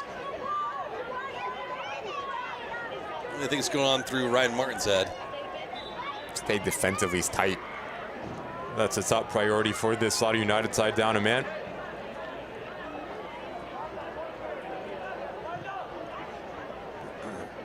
Just look how compact they are in their defensive shape. 4-4-1 is how they're being deployed tactically right now. San Antonio, though, trying to add a 3rd goal on the right-hand side. That shot just misses the short corner. Good ball across. Nicky Hernandez and company trying to go to the short side of Faru, and he just missed going upstairs. As this ball's coming in from the shaded area into the sun, Glasgow and Bolakinyoti just both misread it. Nicky Hernandez does everything right, has a clean first touch, but unfortunately just gets caught on the wrong side of the post.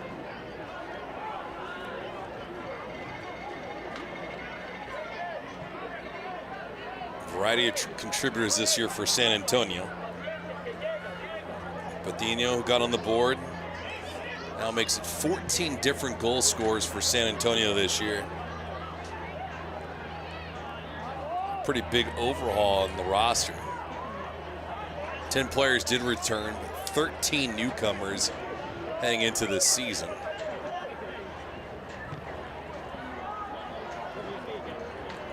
And this goes right back to Hugo Faru.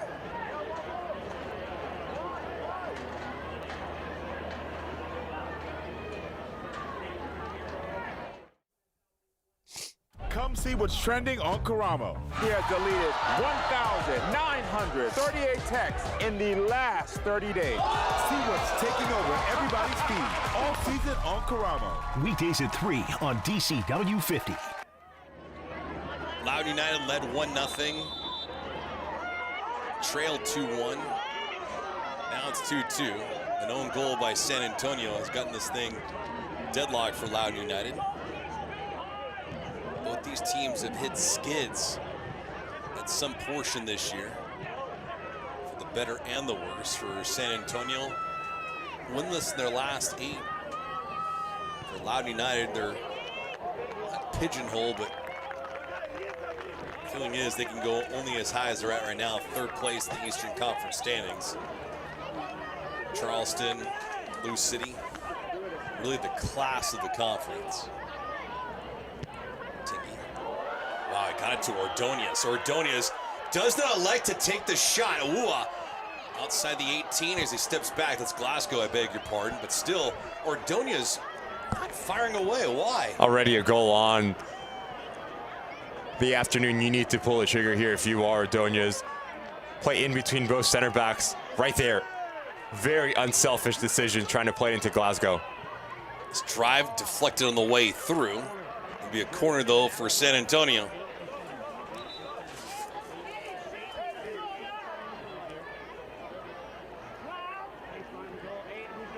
They're really attacking-minded subs here for Carlos Llamosa, Juan Agudelo, and Harris coming in. Players that have experienced Agudelo at the highest levels representing our country. U.S. men's national team player.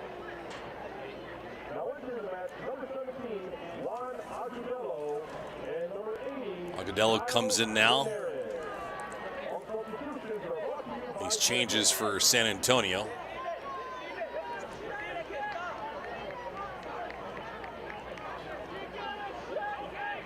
Hernandez will take this corner. Changes come here in the 75th minute. Hernandez bending away. Good ball was just missed. And there's some contact, and our lead official points the spot. Ricky, it was 1 alligator, 2 alligators, then finally a call from Matt Thompson. Did it get the call right? Just silly from Glasgow here. Right side of your screen, there is no need to push or extend away from your body to reach Buckmaster. There is a little bit of contact, but if you feel anything with the experience of Buckmaster, you're going to go down, you're going to force the issue, and you're going to make Matt Thompson blow his whistle and point to 12 yards out. Just naive from the sub who just came on. And clever from his counterpart. Farouz so far this season has stopped 3 penalties.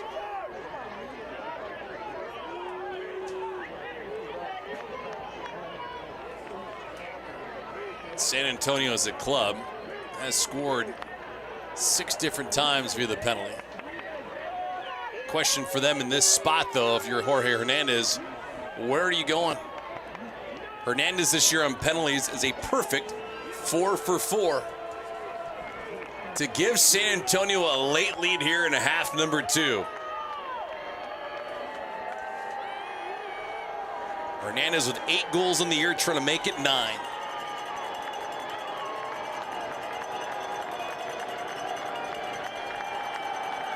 Hernandez slow walks up and he beats Farouz with a pure stroke with the left foot and quiets the crowd.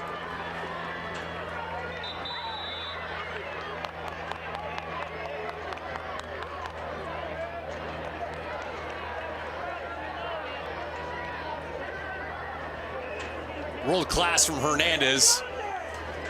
And it's 3-2 San Antonio. The contact here from Glasgow, the right arm right there. Just comes through the back of Buckmaster. He goes down, forces the issue. And Jorge Hernandez, the slow run up, just trying to play a cat and mouse game with Farouz. But as he does approach it, notice the way that he closes up his hips at the last second, allowing him to generate enough power and just sting this side net and give San Antonio yet another lead as we approach a hydration break. This is one of those moments I don't know if you'll ever see again, right? In USL Championship, just a weird game. A lot of different things going on in this game. But when you talk about important moments, I have to give a shout out to my aunt who's turning 69 tomorrow, watching with the whole family. Happy birthday, Anna. Should we sing happy birthday to her? You got it. You can sing happy birthday. I can't sing. Anna? I can't sing. Anna. Anna? Okay. Anna, whatever you want to call her. Her birthday's tomorrow, watching the game. All right. Happy birthday, Aunt. There you go. Happy birthday to you. Happy 21. Yep, 21st. That's awesome. And she's watching. From whereabouts? The whole fam is watching. Okay, so if your family's watching, so that means one of two things. Is they're either on an island or on a yacht somewhere? Yeah. Okay. No, they knew I was working with you, so they're like, we have to turn it on. That is a bold-faced lie right there. Well, that's awesome. Now I feel left out. We don't have a cake. We don't have anything for her. No flowers, no roses. She has a surprise coming tomorrow. Oh, very nice. All right. Very good. Very good. Well, very cool. Happy birthday. Happy 69th birthday to Anna. Is she enjoying the match? I hope so, because this has been entertaining for sure. It's been wild, yeah. It's been a wild ride. Loudoun United down a player, San Antonio up a goal. 80th minute from Segra Field. This is a place that has not been easy for opponents to capture points in. Loudoun United heading into today's match 7-2-2 on home soil. Granted, the circumstances are drastically different now. Ordonez with a spin move, and before that even happens, our lead official blows the play dead. Wow. And Florian Velo has a valid argument here, because much like the ruling on the penalty, Matt Thompson took his sweet time to blow the play dead and make a ruling on it. This is puzzling, and Ryan Martin is baffled. What are we doing here? And rightly so. As this ball comes across, if Matt Thompson believes that there is a head injury, you need to blow it right now. You cannot allow this play to develop and to come into a golden goal-scoring opportunity. And the argument for Florian Velo now, as Matt Thompson takes about a second or three to blow the whistle, that is not a head injury. So there is no need that you need to blow this whistle. That's horrendous. That is horrendous. It robs Loudoun United of a quality scoring opportunity.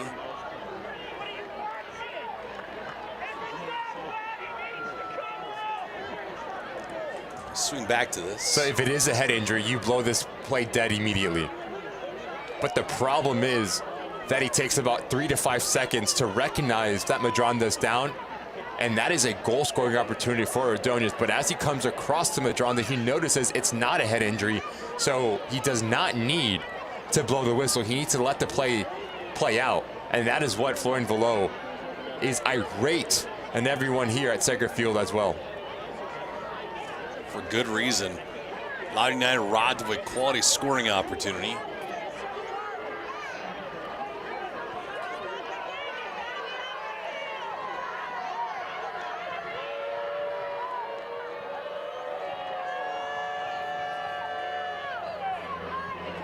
Baffling to say the least. And now where do you put this ball? That's the other thing. Ordonez had pretty much the top of the box.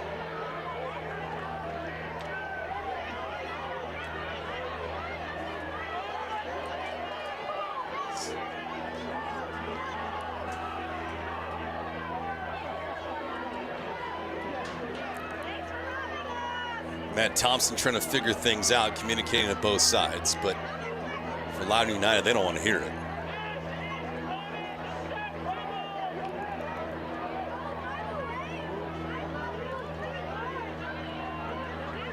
Velo, Ordonez, right in the middle of all of it.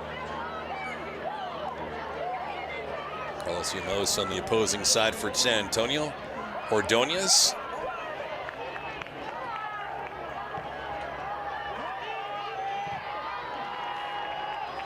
Ball deflected, and it stays with Loudoun United.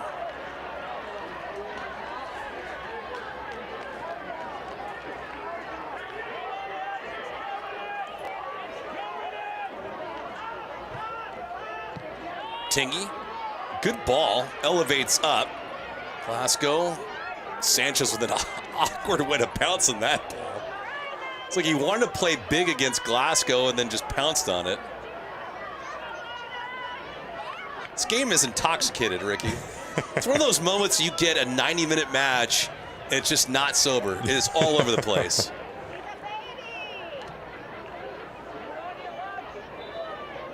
We got red cards, we got a penalty, we got a birthday in between, we got everything.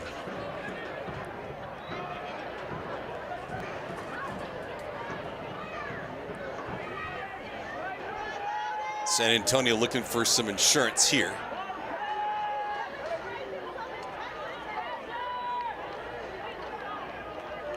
In the 84th minute. That's the other animal in the room for Loudoun United. Down a goal, down a player, and running at a time.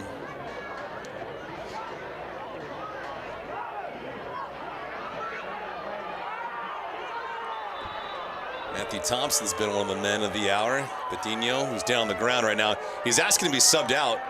There's something up with him where he knows it right away. You don't see that often. You especially won't see with a player of his caliber. He knows it. Zach Ryan, who we talked about during the 64th minute, will finally enter the fray.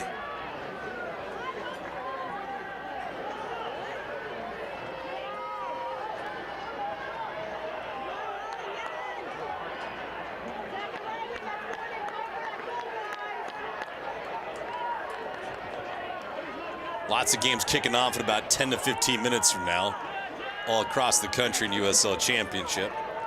In real time, Lou City, Charleston Battery, the top dogs in Eastern Conference standings.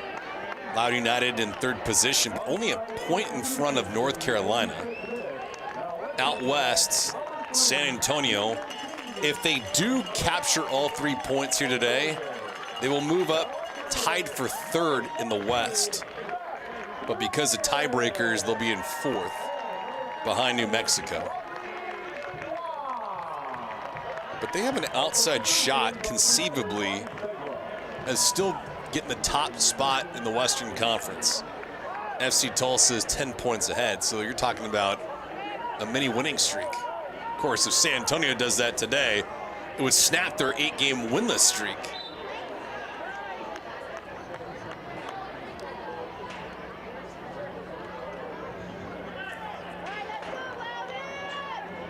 Last time San Antonio won a match, you have to go back to July the 12th when they beat Tampa Bay 1-0 at home. And during that victory, that was the final of 4 games they had ripped off in a row.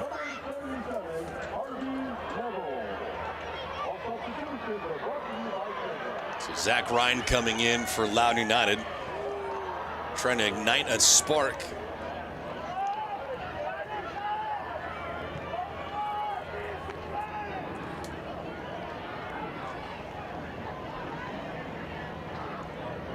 Kenyoti peels this back to Farouk.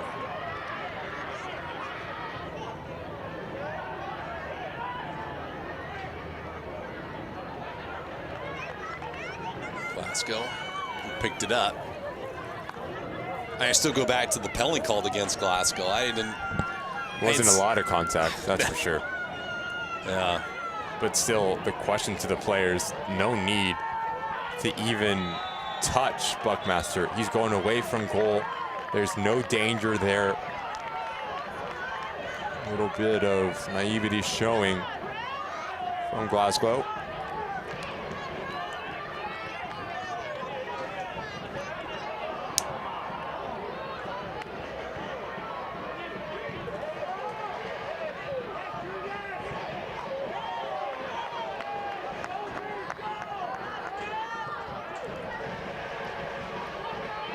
Back here to Sanchez, who's been quiet in the second half.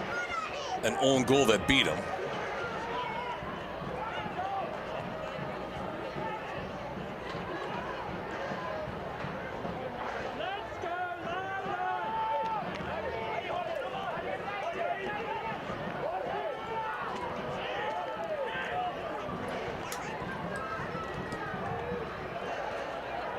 San Antonio looking for a fourth.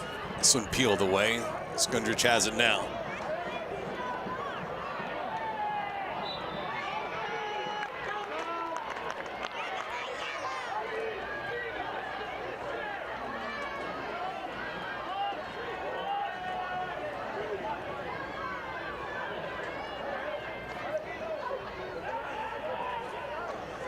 89th minute. We'll check our fourth official. See how much added time we have. I wouldn't be shocked if we see 9 minutes of stoppage time.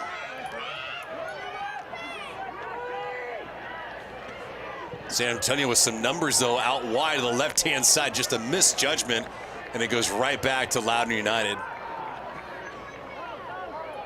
don't know if the sun was a factor there for Hernandez and company, but something just was off.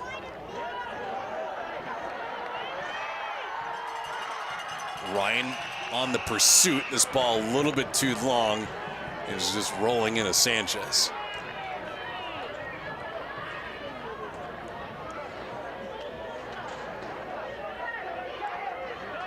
Shots in this game now 22-7 in favor of San Antonio. The difference is what they've done in the second half.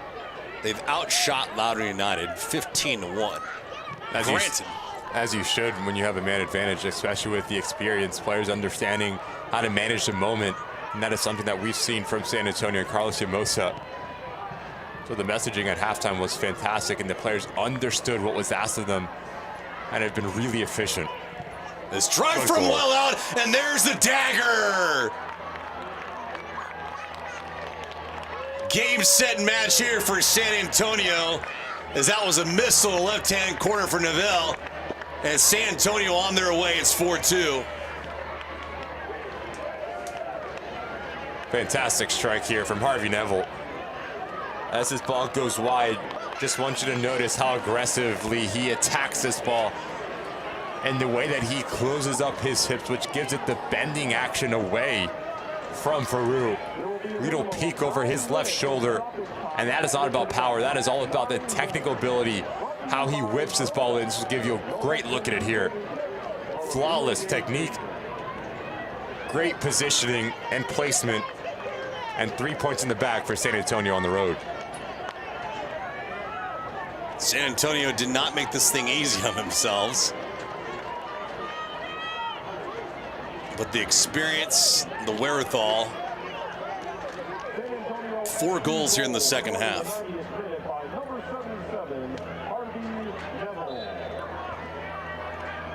And there you go, 9 minutes of added time.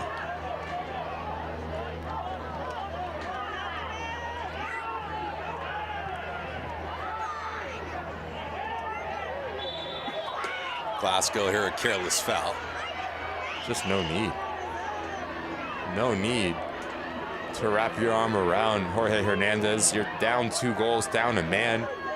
The last thing that you want is your opponent just to get on the ground and drain more clock. Little decisions like that, little situations like that would drive Ryan Martin up a wall in terms of his frustration.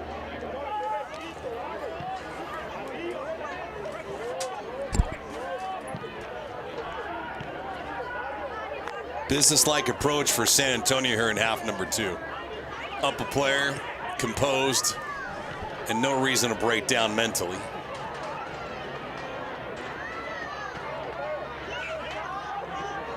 Big tip of the cap, though, to Carlos Llamosa's group. They're going to snap an 8-game winless streak here today. There's one thing to have the opportunity to go up a man. It's a completely different thing to have that opportunity to take it.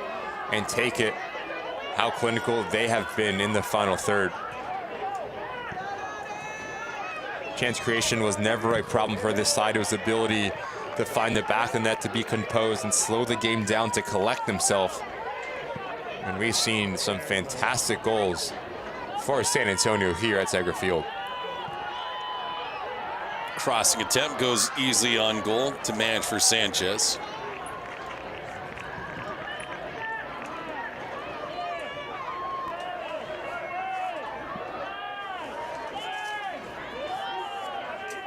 Certainly a capable team of making a run in the Western Conference. Today they got some help, but you know what? They had some calls go against them anyway. So for all that might be said for Loudoun United losing a player on a soft call, San Antonio was robbed of glory in the opening half when Pacheco's shot over Farouk did not count. It hit the crossbar flush, dropped down, but crossed the M line.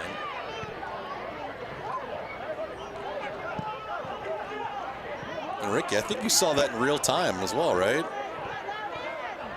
Crossed the end line. It was a good goal. I have my contacts on. There you go. 2010 division here with the man of steel. Pushed over on the right-hand side. Hernandez with the go-ahead goal on the penalty to make it 3-2. San Antonio added one here just moments ago as the insurance marker.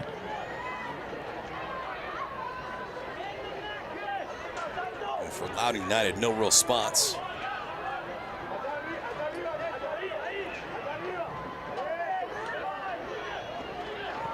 Plenty more action tonight in USL Championship.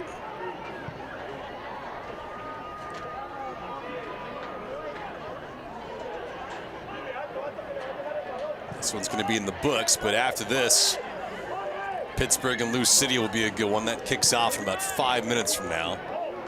Tampa Bay and Colorado Springs. Sacramento, Phoenix Rising.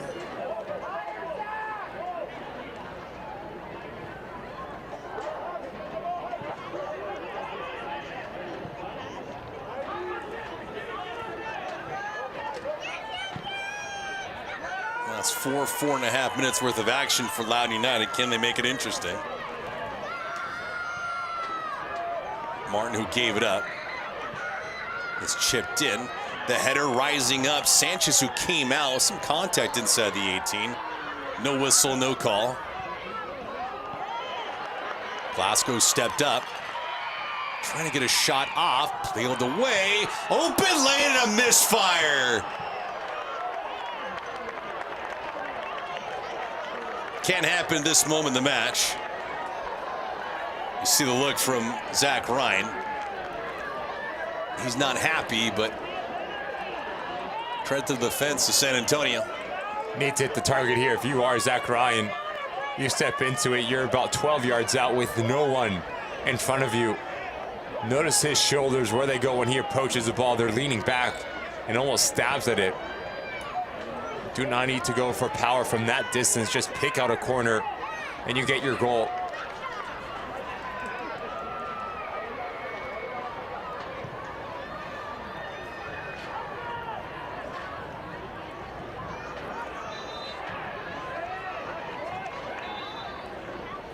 It'll be a disappointing feat for Loudoun United, but for San Antonio, they get to go back to Texas feeling much better of themselves. They get Orange County next week at home and then Birmingham Legion on September the 27th. That closes out the month. And then to close out this regular season, they have a brutal road trip. They go to Colorado Springs, to FC Tulsa, to Orange County, then to Phoenix before they return home to El Paso. So they get 4 of the next 5 on the road in the month of October. Agudelo picked up yellow.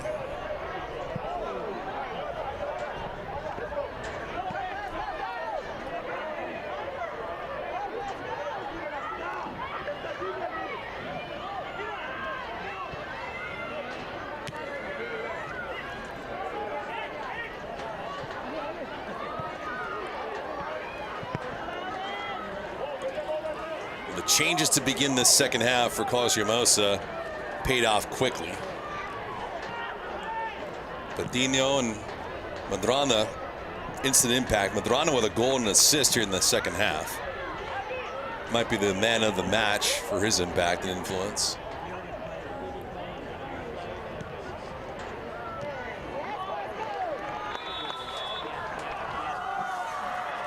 Foul here. McCabe not happy with it.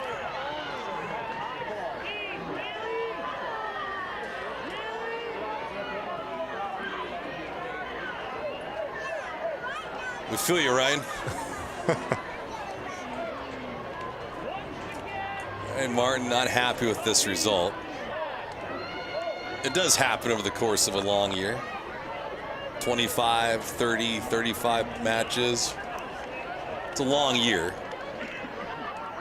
US Open Cup, Jägermeister Cup, the regular season, playoffs. These are just things that happen throughout the course of a year.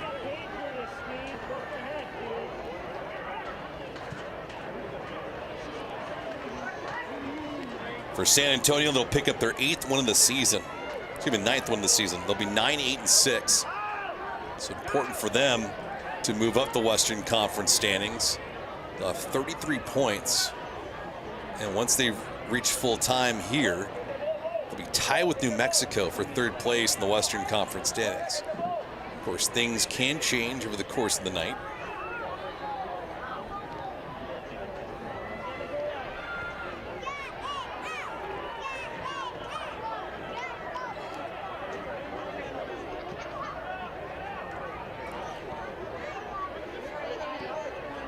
Matt Thompson will check his watch.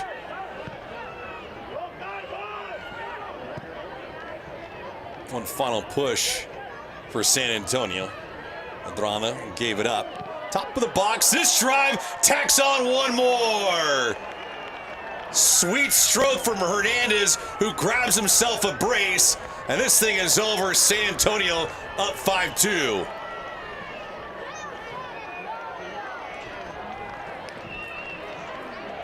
The subs that Carlos Hermosa has elected to make has changed the complexity of this game. But drawing this left-hand side, he's going to give you quality, he's going to give you decision-making, but also he's going to give you importance with the cutback. The back line of Loudoun United, they're retreating, so where's the space? About 12 yards out. Really good leave and recognition. And Jorge Hernandez, that is a sweet, sweet finish. Pure class, pure quality. And all smiles from the bench of San Antonio. Hernandez reaching double-digit goals this year.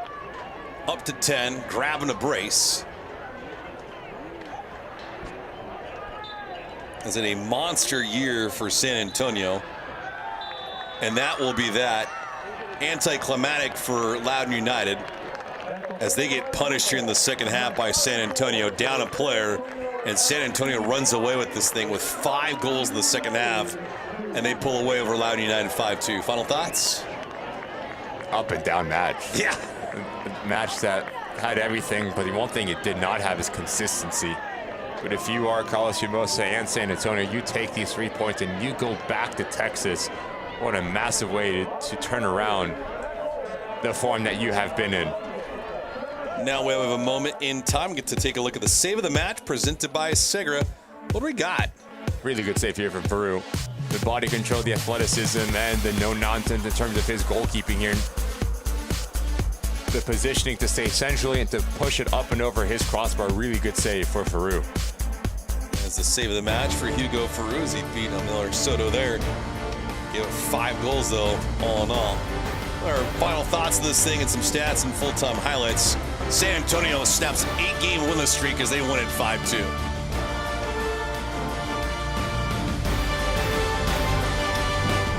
Super serving the DMV means covering the entire DMV. Weather with a regional approach so you know what's moving in and where the action will be. And most importantly, so you know when it's getting serious. DMV First Warn Days on DC News Now means you need to be weather aware. So you can prepare, plan, and keep your family safe. DC News Now, super serving the entire DMV. Get your forecast at dcnewsnow.com.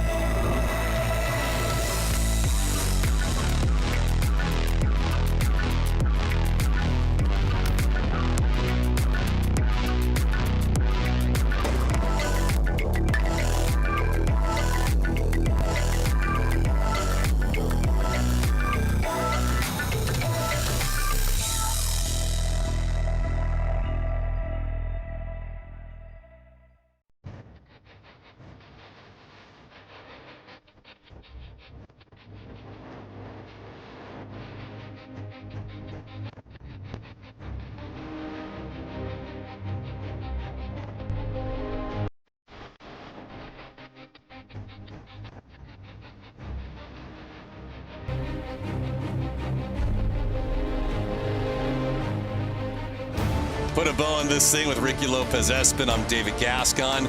San Antonio beats Loudoun United 5-2 to snap an 8-game winless streak as they're back on the horse and grab 3 points.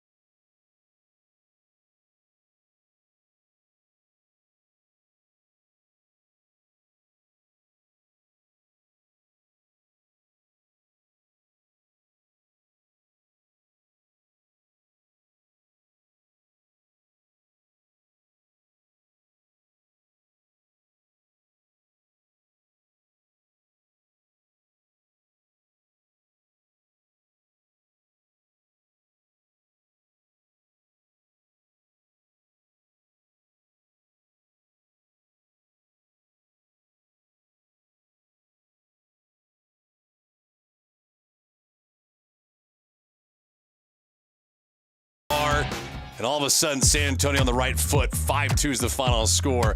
Final numbers in this thing, Ricky, as we look at it. Shots on goal, 11-3. But this barrage was all because San Antonio was up a player in the second half after the would-be second infraction from Pedro Santos in the opening half. Pushed him away. San Antonio, the better team, up a player, and they made it count most. San Antonio now with 9 wins in the season, 8 losses and 6 draws, good for 33 points. They will be at home against Orange County next week. Loudoun United falls to 11-9-4. They go to Phoenix Rising in a week from now. For my broadcast partner, Ricky Lopez Espin, I'm David Gaskin. Hope you enjoyed this one. San Antonio wins it on the road, 5-2 over Loudoun United.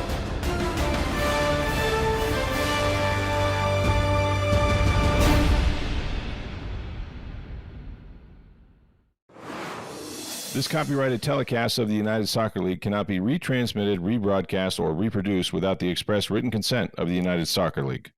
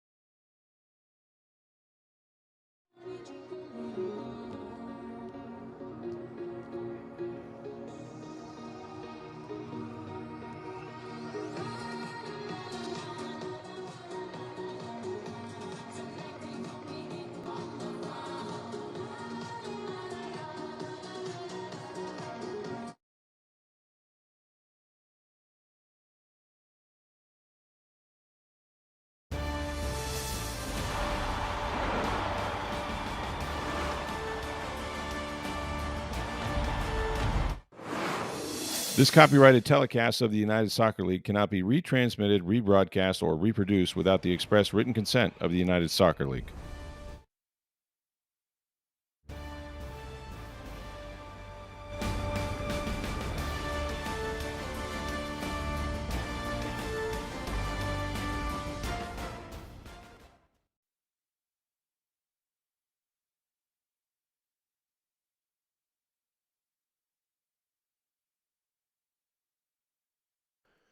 One, two, three, 4, 5, 6, 7, 8, 9, 10.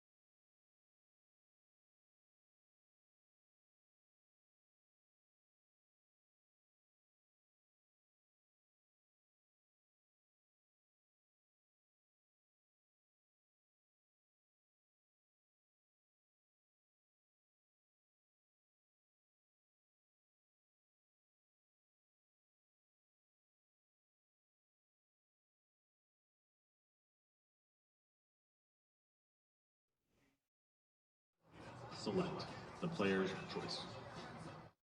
Soccer season is here, and CE